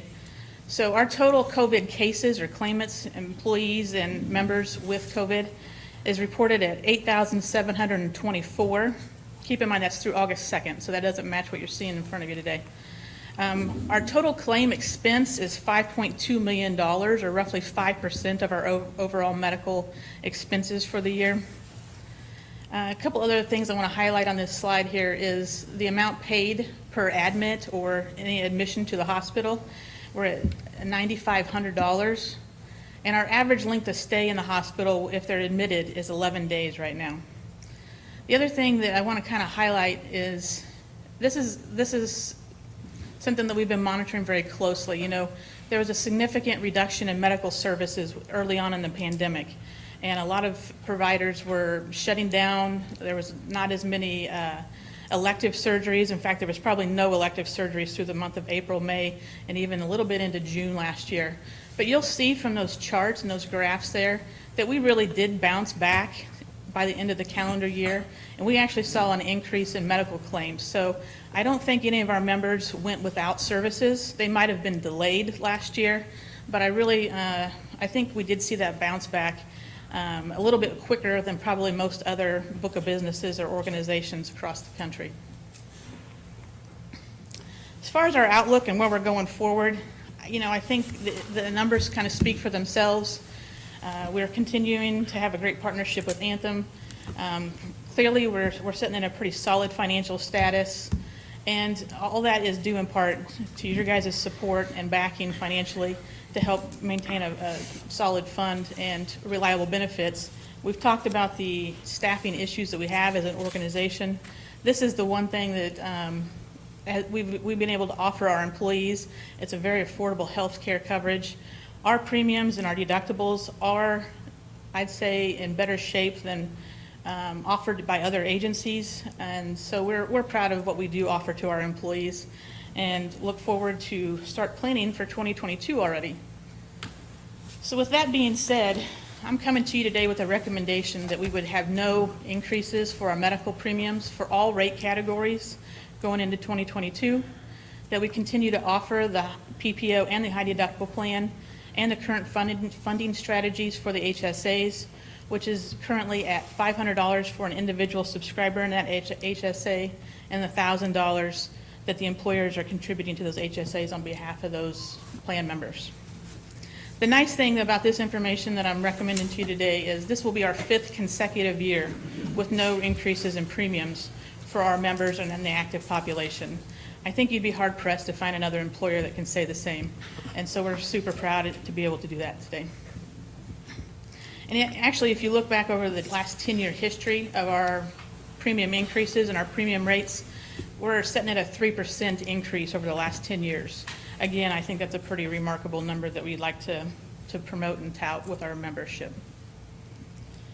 With that, I want to thank the commission and the executive team from MoDOT for their continued support over the years. Without your guys' support, this would not be the same story, right? So I appreciate that you take great value and focus on the dedicated need for the funding here. With that, I'll be happy to answer any questions you have. Great presentation, thank you. Is there any questions or discussion? No, Patrick, thank something? you. Ashley, it was good to see the plans performing well, and the move to Anthem was the right thing to do. It's created a stable financial status for our health employees, for health care for our employees, and it's good. I've had several employees in maintenance margins say, I'd love to have a raise, but just please don't jack with my health insurance. Right, yeah. Yeah, there's been a lot of uncertainty So when it comes with to that, healthcare, so, I yeah. make a motion that we approve Ashley's recommendation. Second. We got a motion and a second. I think Patrick had a comment I'm first. sorry. Then we'll go to the motion. Go Yeah, ahead. thank you, Mr. Chairman. I did want to highlight a couple of things that Ashley said, and I appreciate the presentation, Ashley, and the work of Ashley and the volunteers that form the board that do a really good job as stewards of this fund. This was not a stable fund not too long ago, and it's been through efforts in the leadership of the commission. That change to do cost share with employees was not an easy thing to do, but it was a necessary thing to do for the overall good and health of the fund itself, and to be able to retain this benefit, this critical benefit, but also the flexibility in 2018 that the commission was willing to do in a year where there were no raises.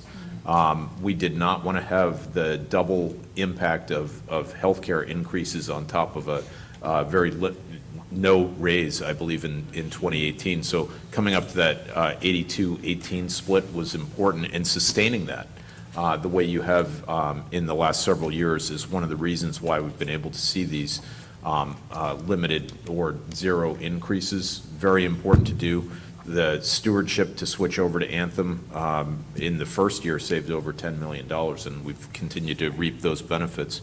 But the other thing, and we talked about this a lot at the board and others, and maybe you're not aware of it, one of the things we really tried to stop doing was changing the plan itself, so that even if the premiums didn't go up, if there was some deductible change or things like that, we didn't want our employees surprised when they went to the doctor's office. So those are hard things to do and to sustain, and Ashley and the team have done a great job. This is a fantastic recommendation that I fully support, and I appreciate how hard they've worked to keep these premiums at this rate. So thank you, Mr. Chairman. Thank you, Patrick. Can we back up one slide? Yeah, you bet.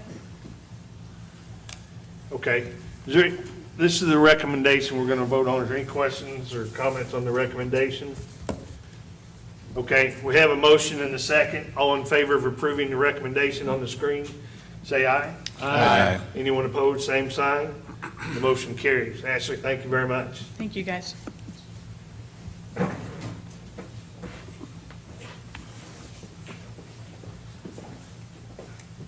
Okay, Tom Blair is a district engineer from the St. Louis district, and Eric Burns-Cotter is the assistant motor carrier service director. They're going to come and talk to us today about customer service.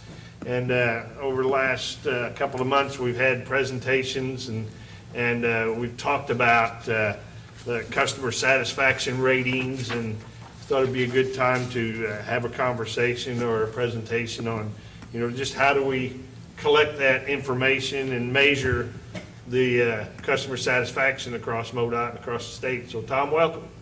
Thank you very much, Chairman Waters, and Commission and Director McKenna, for allowing this opportunity to provide a brief overview of MoDOT's methods that we use to collect, and I'd say communicate, and also make better decisions based upon customer feedback. I hope you got one of these. And so on this, MoDOT's mission, right? MoDOT's mission is to provide a world-class transportation system that is safe, that is innovative, that is reliable, and dedicated to prosperous Missouri. And as the card that I got to you today reminds all of us, our mission is founded on our values and is measured by our tangible results. MoDOT's service value is to be accountable, to be respectful, to be inclusive. Captured within that service value, we measure our tangible results of providing outstanding customer service.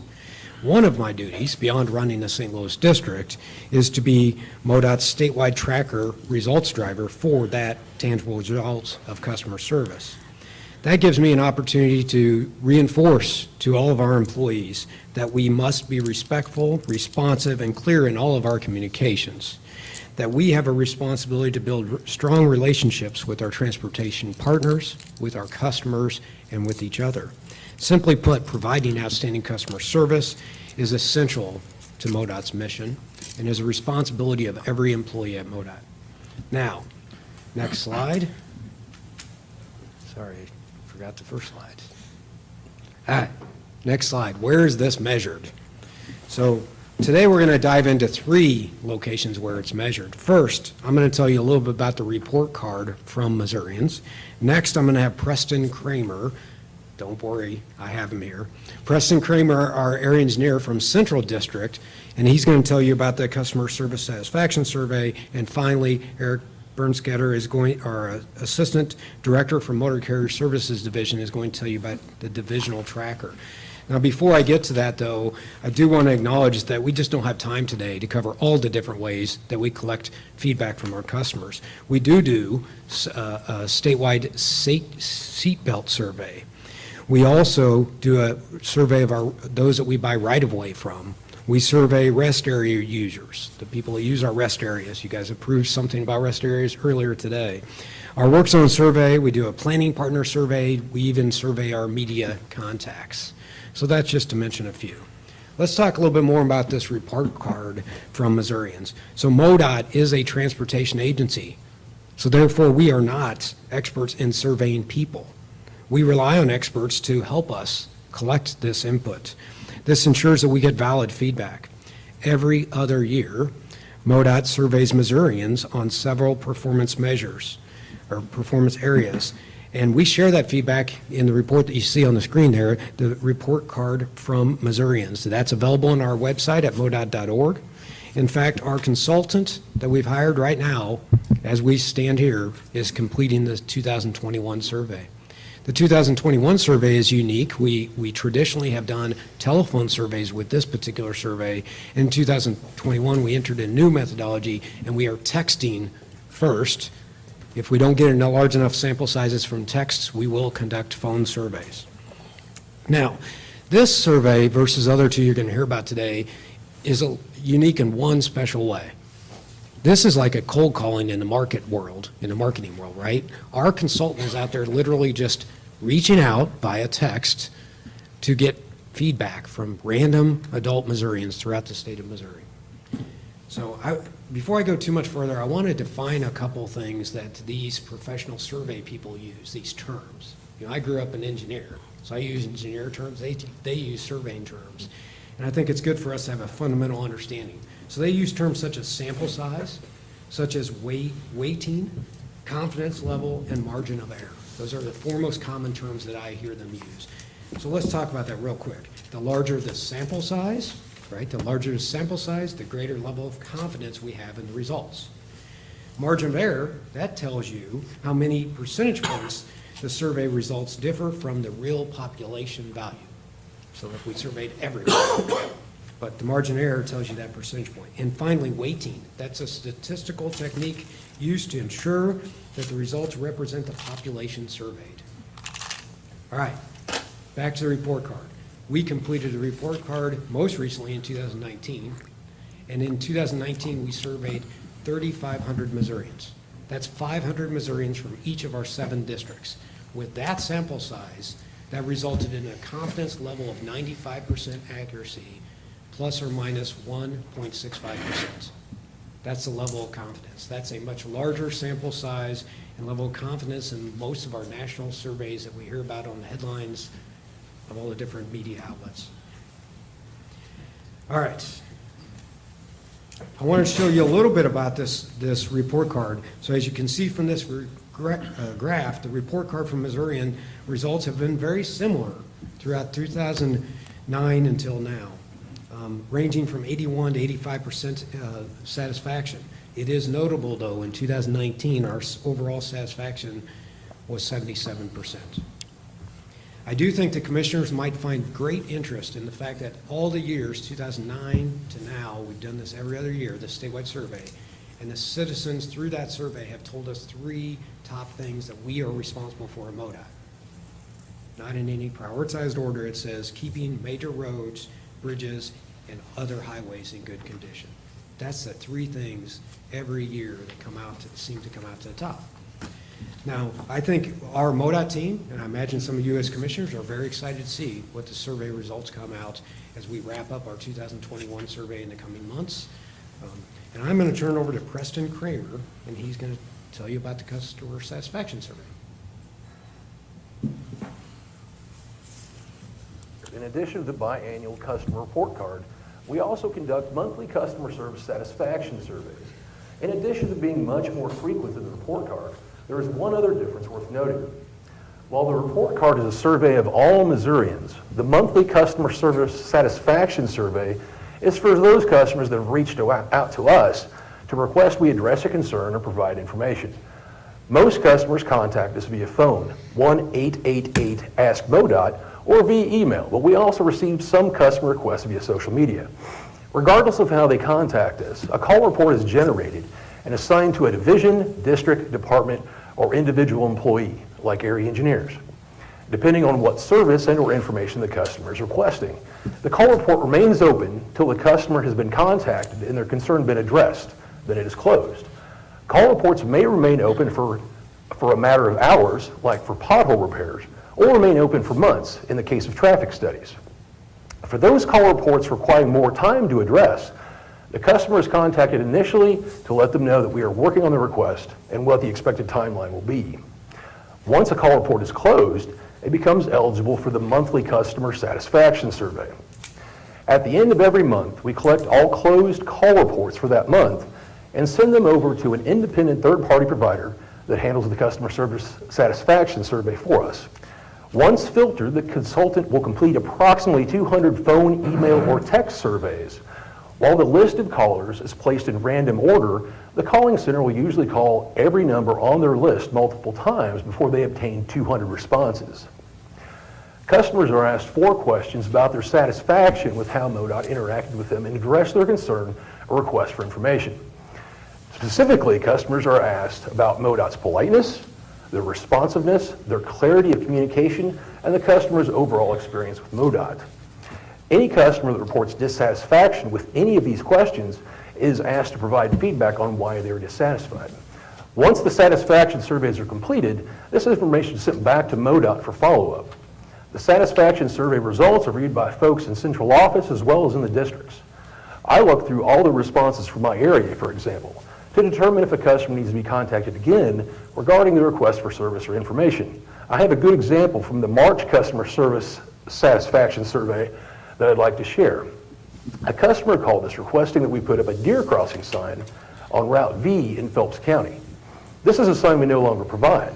There are still some out there, but we aren't replacing them as they expire, and we aren't putting up any new ones in new locations. The maintenance supervisor called the customer within 24 hours and in layman's terms explained why we couldn't address his concern.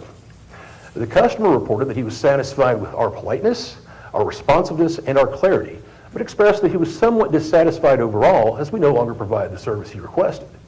In the additional feedback section, he even commented on how polite our maintenance supervisor was.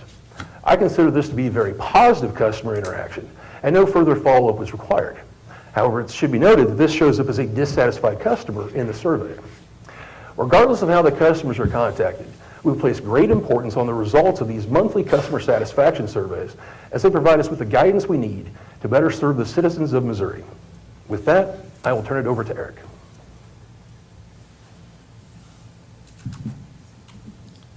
Good morning. As Tom said, my name is Eric Brainskitter, and I'm the Assistant Director for Motor Carrier Services. At the June Commission meeting, Jericho Holtzclaw, our Director, and I spoke about our Motor Carrier Services 5-year customer satisfaction rating of 96.7%. So today I'll provide a little bit more detail and background to that methodology. Our one-stop shop provides a huge customer benefit for our carriers and directly relates to our overall satisfaction rating. As an example, carriers in other states might have to go to 4 different locations to deal with 4 different programs, where in Missouri, they come to our office for all things motor carriers.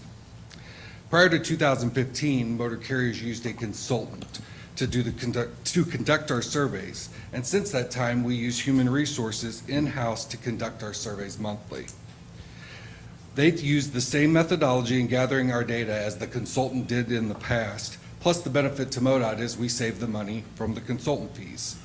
The overall takeaway today is same methodology, similar results, and the benefit of our one-stop shop. So a little bit on our methodology.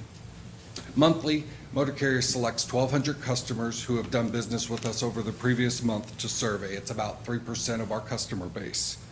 We ensure they aren't over-surveyed by guaranteeing they don't get surveyed more than 2 or 3 times throughout the year. This equates to a total of 14,400 surveys that are sent out annually through SurveyMonkey by Human Resources. Next slide here. So you all are likely familiar with public opinion polls, and you've probably heard as an example where someone may say his or her approval rating is 59% plus or minus 3%. As Tom mentioned, that 3% is the confidence interval or that margin of error. Motor Carriers also uses a confidence interval formula to get our percentage, which equates to 2.11%, so a little over 2. Our formula looks at the total number of motor carrier companies in Missouri. It looks at the sample size, or those average number of customers who respond to the surveys in a given year. And it also looks at, over the past 5 years, those who have stated they are satisfied, somewhat satisfied, or very satisfied with motor carriers, which we have said is over 96%. So for motor carriers, using that 2%, we're confident that 94 to 98% of our customers are somewhat satisfied or very satisfied. So we also want to talk a little bit about what we take from the results. So one example of how we use the results is we're implementing a new credentialing solution here in January 2022, a new online system. Over the years, our customers have made lots of comments through the surveys about how our system is antiquated, it's outdated, it's slow, it's not intuitive, it's not user-friendly. We have taken seriously all those responses, and we've addressed them in our request for proposal and making sure that we got all the things that we needed in our upcoming system. So in conclusion, we believe the biggest contributing factor to our high customer service ratings is our one-stop shop that we provide in Missouri. All right, thank you, Eric. Now I want to wrap up by just thanking you again for allowing this opportunity for us to briefly provide an overview of the methods used to collect, communicate, and improve decisions based upon customer feedback. And the last slide, just to show you sort of where that tangible result fits amongst our values and our mission. So with that, Eric and I will take any questions. Great. Thank you, Tom. Are there questions, comments for Tom or Eric? Just appreciate the job that you guys do.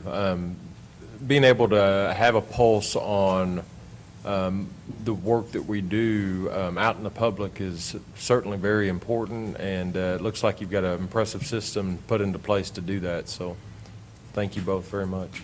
Yeah, the thing I'm most proud of, and I know when Preston's there, and I know also with Eric and his team, we're proud that we actually take the feedback. So, I mean, what I look at more than the numbers is every month, like the customer service satisfaction survey, and with their divisional survey, they read that feedback. So we really do value. We have team members that hang on that, and they're looking to see how did that deer crossing sign come across if that customer was surveyed. Other comments? So I got some, the 1,200. I know it's, I'm sorry. The 1,200 carriers, they're also dealing with all the states around us, correct? Some of them do. Some of them could only be intrastate carriers, so they may just be Missouri-based only, but a lot of them do deal with multiple states. Yeah, so they're comparing us to with other the other states ones. as well. So I think that's pretty high, 83, 82% very satisfied, even with an antiquated system? Yeah, they've been using the system for a long time, but we use their survey results and their comments back to formulate our training plans. Everything that goes into our customer service for our agents so that they make sure that they handle everything in the way that we believe that they should. Plus, we do it all in one location. So it's very convenient for the carrier to either do it online, to call into one agent and get things answered, or to walk into our office and get the Do we have access to other states to see how? I'm sorry? Do we have access to other states' websites to see maybe how ours could be improved? Because the interaction. We do talk with Indiana a lot because they are very similar in population, carrier population to us, plus they have a one-stop shop concept as well. So we do talk with them. I don't know that I've seen their data specifically, and I don't necessarily have everybody else's or other states around us data right now, but we could certainly find that. I think that's pretty good, what you're doing. We're proud of our one-stop shop. I would be and the also. customer service we Yeah. provide. Thank you. Thank you. Great, thank you, guys. I know it's fun for me anyway, when I've had an issue and contacted the staff or whoever, and then those folks that contacted me come back and say, hey, they actually called and came out and got it taken care of. And so it's fun to see those reactions from the public when we do positive things like that. So Thank you very much. Thank you for the opportunity. Okay, we'll move, looks like our last presentation today. Nicole Hood is the State Highway Safety and Traffic Engineer, and she's going to talk to us about the Missouri Coalition for Roadway Safety. If you remember, Commissioner, a few months ago, Patrick came to us to talk about setting up a coalition. And so Nicole and her team been working hard on that. So bring us up to date, Nicole. Thanks for being here. Okay, yes, thank you. And good morning, Chairman Waters, Commissioners, Director McKenna. Thank you so much for the opportunity to be here today. It's always a pleasure to see you, and it is our pleasure, both John Nelson, he'll be joining me here shortly. It's our pleasure to be able to share with you the vision and the purpose of the Missouri Coalition for Roadway Safety, and to be able to share with you its new organizational structure.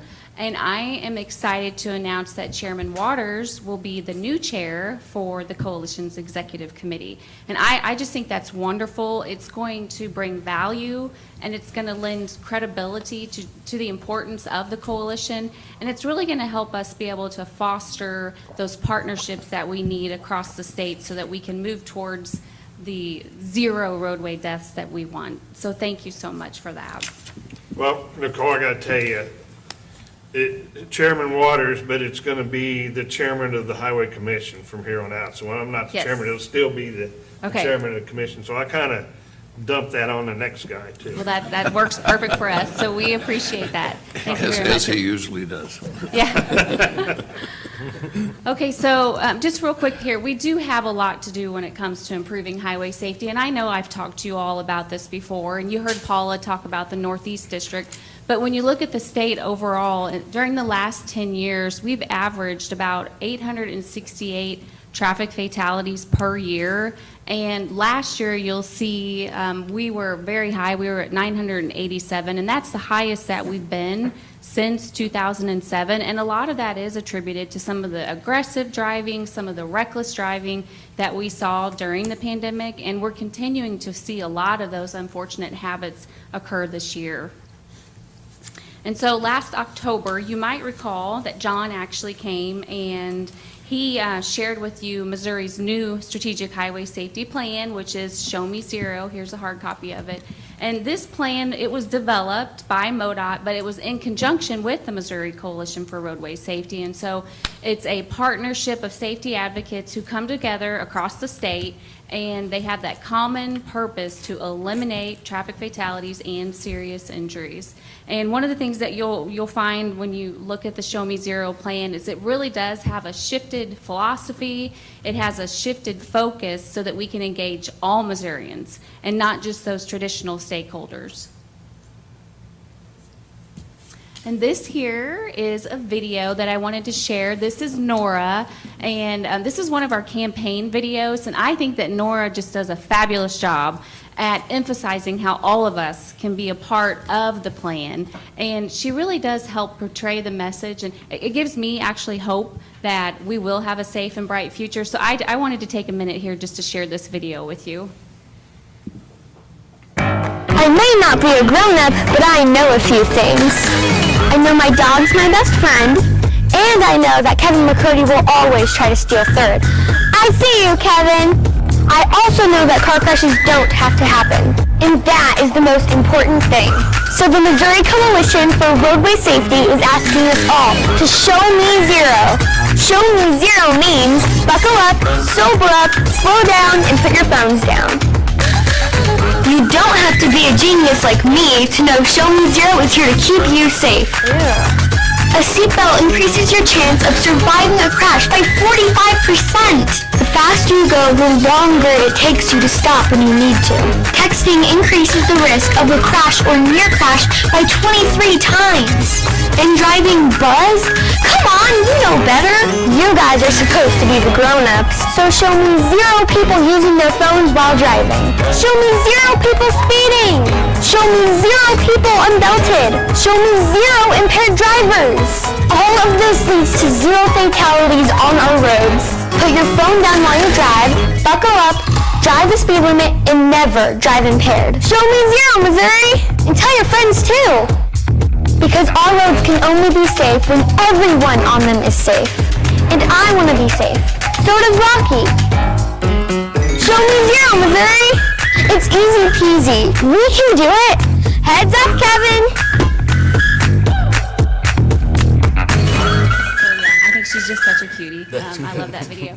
But now I'm going to go ahead and turn it over to John, and he's going to share a little bit more with you about the coalition and the new structure. So thank you. Nicole, we are following Nora through school, and she's going to be in our internship program, right? So. Yeah, and she's going to be at our Highway Safety and Traffic Conference, Good. too. She's going to sing. Great. All right, thank you, Nicole, and good morning, Chairman Waters, members of the commission, Director McKenna. Yeah, Nora makes it seem so simple, doesn't she? She does. Just a great message that we would love to have all of our partners hear about, and all Missourians really. But I'm very excited to be here today to talk more about the Missouri Coalition for Roadway Safety. I'm also very excited to be working with the commission going forward to elevate really the urgency of this mission to save lives in our state. Just a little history, the coalition was actually formed about 15 years ago, really with the primary purpose of implementing the state's strategic highway safety plan, and they did that by engaging stakeholders throughout the state in this important endeavor. So it was created with this understanding that we could only really make progress in our state in eliminating traffic fatalities through a comprehensive approach. And really when I say that, I mean more than just making the roadways themselves safer. So the core of this approach is what has been what we've come to know as the 4 E's. So we talk about education, we talk about enforcement, of course we talk about engineering, and then we talk about emergency services. So it's through these collective partnerships that the coalition seeks to engage all Missourians in this message of highway safety by taking action both at a statewide level as well as at the local level. Ultimately, this plays out in community activities throughout our state, all geared towards raising awareness and spurring change in the ways that we fund, design, and use the state's transportation system. So from school assemblies, public service announcements like we've seen from Nora, enforcement campaigns, and roadway improvements, we all share this common goal to make sure everyone arrives safely at their destination. Over the past year or so, the coalition has undertaken some structural changes really to help re-energize and refocus our efforts in this mission. And thanks to your commitment and your leadership to prioritize safety, we're excited to reestablish the coalition's executive committee. The executive committee really is the group that sets the tone for the coalition, and it will be comprised of statewide leaders from key agencies who are prepared to champion and renew a statewide focus on improving the safety of our roadways in our state. The support and the engagement of the executive committee provides a critical level of support and influence that reinforces and strengthens the activities that are occurring throughout the state via the coalition.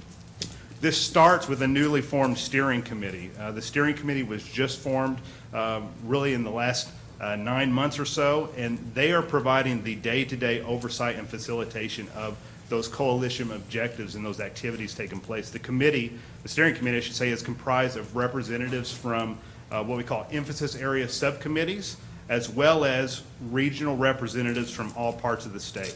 So these subcommittee representatives, they work on specific areas of focus, and it's this steering committee that in turn works with these subcommittees and the regional coalitions really to deliver a diverse array of programs in all parts of Missouri.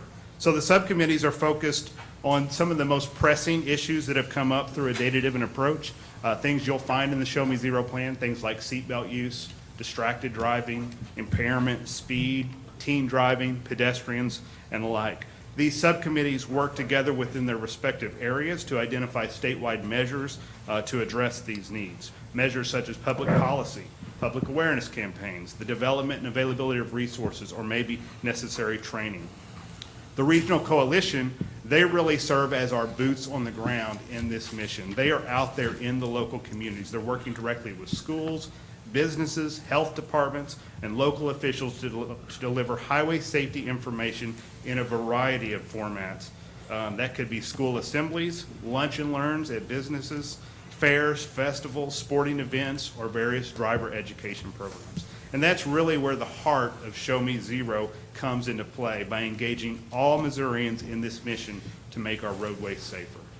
We're still, I think, finalizing some of the details of the executive committee and the role of that team. But really, the executive committee is intended to consist of leaders from key agencies in the state. And so we're looking at 5 standing coalition members that would be part of this executive committee. Obviously, the Highways and Transportation Commission, the Department of Transportation, the Department of Public Safety, the Missouri State Highway Patrol, and the Department of Revenue. We're pleased to know that they will also be joined by key transportation leaders in our state, such as the Lieutenant Governor, the Senate Transportation Committee Chair, and the House Transportation Committee Chair, as well as 2 eventual at-large members from other coalition agencies. You know, this level of transportation safety leadership in our state, I would say, is really unprecedented and will be key if Missouri is to make significant gains toward eliminating fatalities on our roadways. You know, at the end of the day, we all have a role to play in making our roads safer, right? So whether we're driving, riding, walking, or just providing leadership and making decisions, we all contribute to the outcomes. And unfortunately, this is not yet the prevailing sentiment throughout the state of Missouri, and we have much work to do, as you saw the slides of the fatalities in our state, much work to do in creating a culture that rejects the notion that any loss of life on our roadways is acceptable. I really think reestablishing the executive committee is a key step in changing the way we think about safety.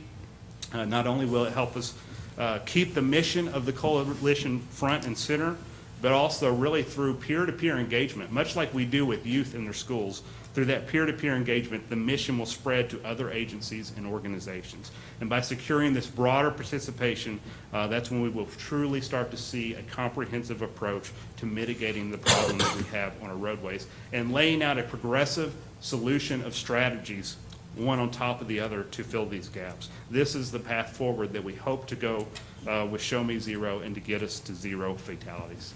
So as Nicole said, thank you again for your time and especially for your leadership and your commitment to advancing the mission of the Coalition for Roadway Safety. We really look forward to your participation in the inaugural meeting to come in the next month or so. So thank you again, and we'll be happy to answer any questions. Great. Thank you, John. Nicole, other questions or comments? I got just a question.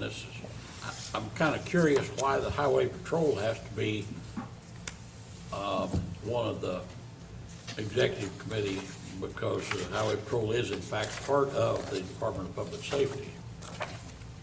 Yeah, I think when we work directly a lot with the patrol on several of the enforcement campaigns, and not really just the enforcement campaigns, but also the training initiatives for other law enforcement agencies throughout the state.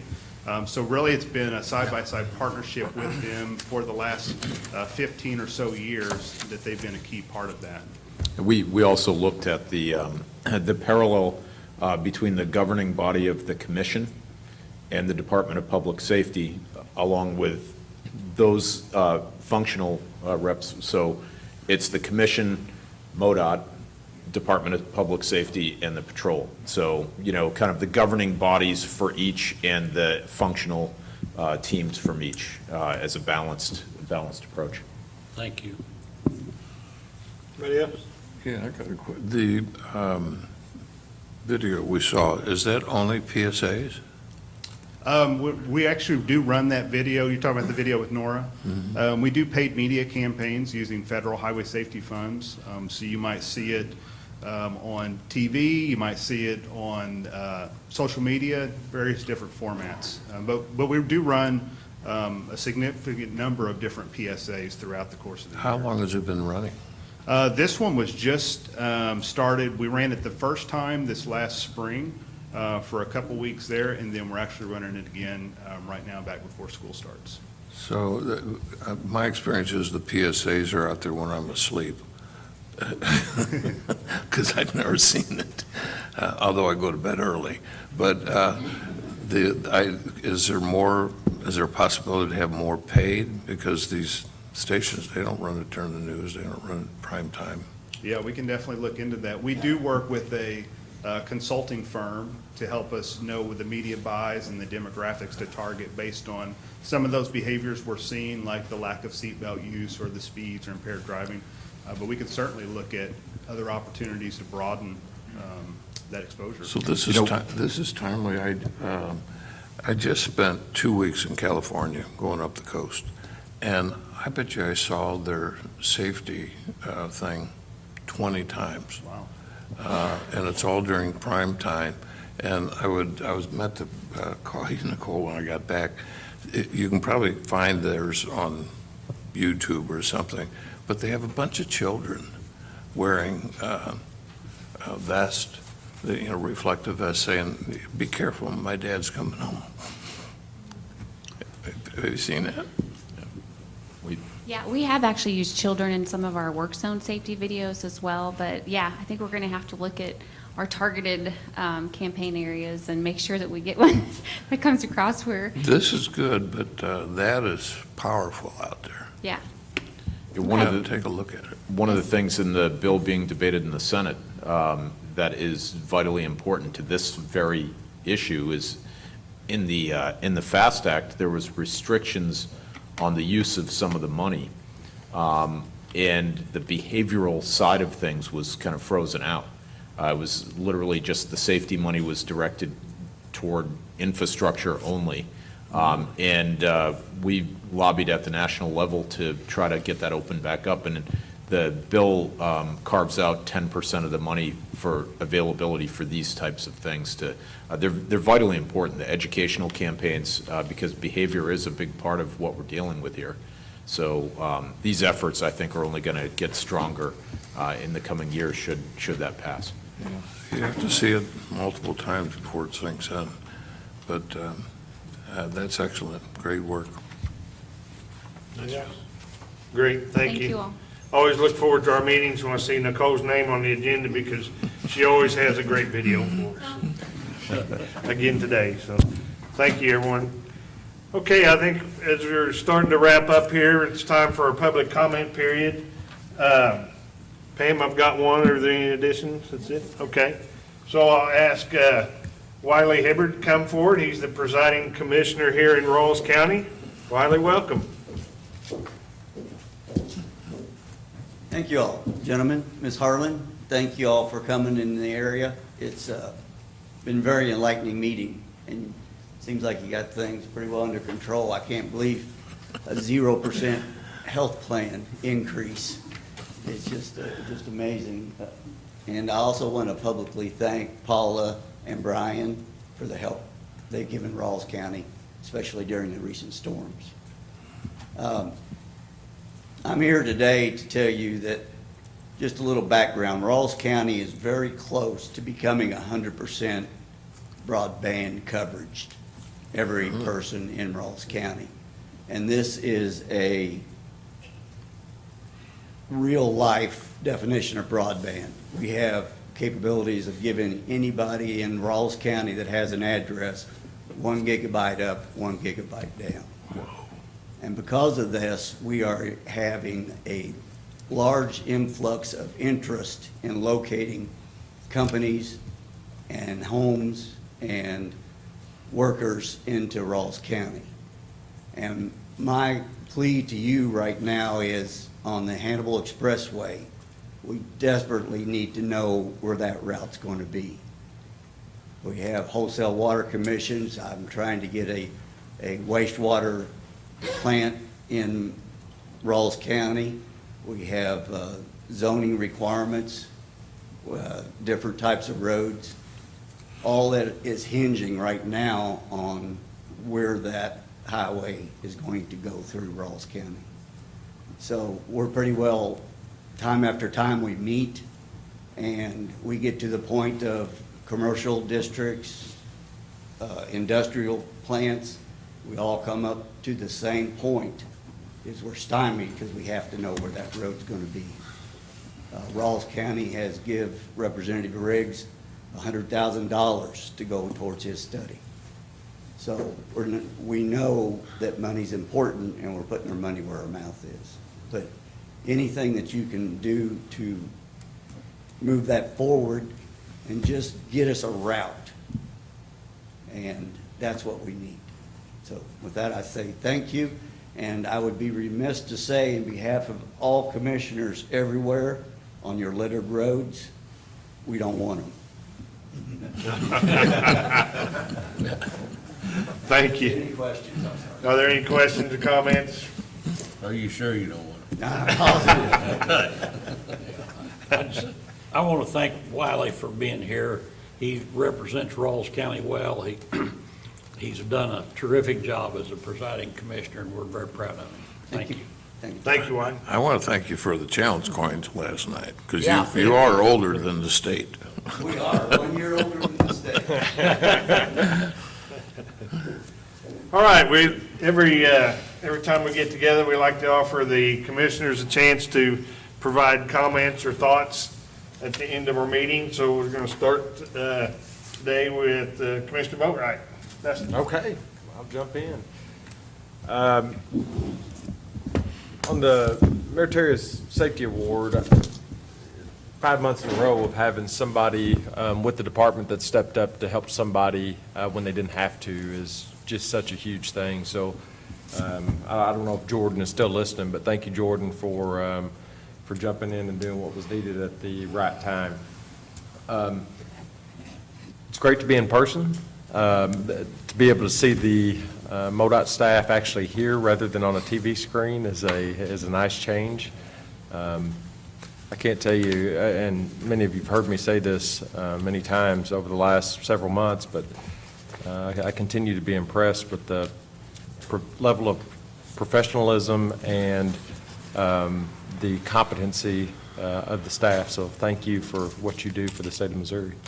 And with that, Chairman Waters. Thanks, Dustin. So we'll go from our newest commissioner to our oldest commissioner, Greg Smith. John, go ahead. Oh, Longest-serving commissioner. Thank you. Thank you all for being here today. Ashley, another great job on our health insurance deal. That's so important to employees. And I remember sitting in a meeting 7 or 8 years ago down at the lake, I believe, with the colonel and all, and it was pretty bleak. It didn't look very good, you know. So to be where we're at today is great, especially with all this COVID-19 stuff. So appreciate you and your team's hard work on it. This fatality deal, Nicole, it's terrible. I live in Clinton, 22 miles up the road. They had the fifth person died this morning, 5 fatalities in a 2-car semi and a truck. So, you know, that number's up 5 since yesterday. So it's great. The video was great. We've got to work on these fatalities and these accidents. It's really, I'm very passionate about it. I was in a fatality accident and 2 people in the other car were killed several years ago. I survived. So it hits close to my heart, and when I hear those things, it's really disturbing. So hopefully with Tom's leadership and the colonel and Sandy and all of them that we can figure out something. So anyway, thank you. John, I want to thank you for the good hospitality last night. I enjoyed it. I ate too much fish. I didn't one more. I come home, went right to bed, didn't I, Tom? I don't remember. Yeah, but anyway, it was great, and thank you. It's good to be in Rawls County.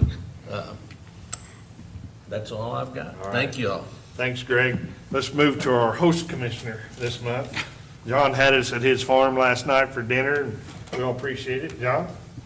Thank you, Mr. Chairman, and I thank you all for being there out at the river last night, and we had, fortunately, I didn't do much work. I had an awful lot of good help, and that was important. I want to, I'll be pretty brief here. I want to say thank you to Terry and for all of us, to all the commissioners, to realize we need to work on this issue of these low-volume roads, and I'm glad we're working toward dealing with that in a more realistic way than we have in recent years. And so I appreciate that we're doing that, and I think that's very important. And I thank Wiley again, and I thank Representative Lewis Riggs for the work and encouragement and everything they're trying to do to help get this Hannibal, I call it Hannibal bypass. They call it, some people say the Hannibal Expressway, but regardless, it's something that's really needed, and by people in not just Rawls and Marion County, but the traveling public deserves a decent way to pass through this part of the state of Missouri, for Lord's sake. And I appreciate the effort that people are going to try to bring that into reality. I'm glad, and maybe I should have said this first because it's kind of a downer in a way. We're going to have a 2.5 cent gas tax increase this fall, and I hope we don't think that's just the end of the rainbow, for God's sake, because that isn't very much money. We need a hell of a lot more, and I hope going forward we'll realize that, and there will be, hopefully there's some federal money coming down the road, but it scares me that we're saying, oh, well, we got that nice gas tax this year, and if we have to wait another 25 years to get any kind of increase, we'll be in a heck of a shape. So I've already said too much. Thank you, Mr. Chairman. John, thank you. Boom, boom, boom. We'll go over here to Bob. First thing I said coming in there, I said, isn't it great to see all these people again? We do travel 7 months a year. We're going to be in Springfield and St. Louis. But, on the low-volume roads, it's been a big topic here, but we've talked about it for years, and we have made some progress on it, and we're going to make some more progress on it. But it is one of the top things on all the commissioners' minds up here. The other thing on our minds is the attrition that we're seeing, and we've known about that for a long time, too, and we've done as much as we could. But we do talk about it a lot, and we are going to continue to push forward and work on that. I got to give you congratulations. I think your survey for satisfaction is unbelievable. I mean, I wish my company was 96% satisfied. I think that's really high rates, and that just goes to show that all of our employees, as I've always said, are doing a wonderful job with not as much money as they should be getting. So. And then thanks again last night, John, for the fish. It's always fun to be with commissioners in a social gathering like that. And also, you have some pretty nice friends, too. They were nice. Thank you. Thanks, Bob. Terry? Well, I want to say I'm glad about the contract we approved for the shelter workshops. I know we reached out to a lot about that, and to me, that's just a no-brainer. I know all of us probably have those shelter workshops in our communities, and it's a very important aspect, and I'm just excited that we're continuing on with that. Kudos to Jordan for doing his safety there, rescuing those people. Paula and Derek and everybody that made presentations, and Nicole, they were fantastic. And then John, thanks for hosting last night. That was great. And thanks for showing me great-great-grandpa. Now, I know that's a true story, not just you weren't pulling my leg. Yeah, that's not a hoax. And thank you to the Northeast District and Hannibal for hosting us. And it's been said by about everybody ahead of me, but low-volume roads. And I think the thing about it for me is that I'm asked all the time by my state rep, my state senator, and our congressman, why? And I think part of it is an education deal, I know for me, but when you look at the numbers, the why is that why does northern Missouri have the majority of low-volume roads that are in the worst shape in the state, and we get the least amount of money?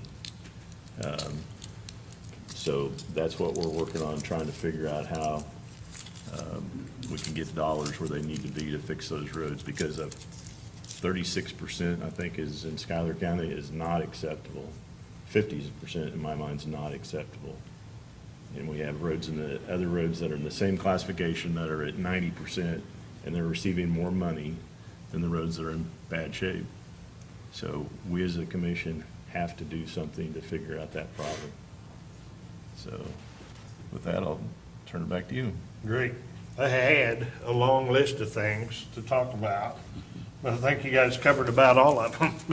I do want to mention again the sheltered workshop and the outpouring from the public, reaching out to the commissioners here with letters and comments, and I'm glad we got that contract taken care of, and we're gonna continue with that. I heard Patrick talk about 3,000 out of 5,000 employees turnover, and mostly due to pay. And we gotta fix that.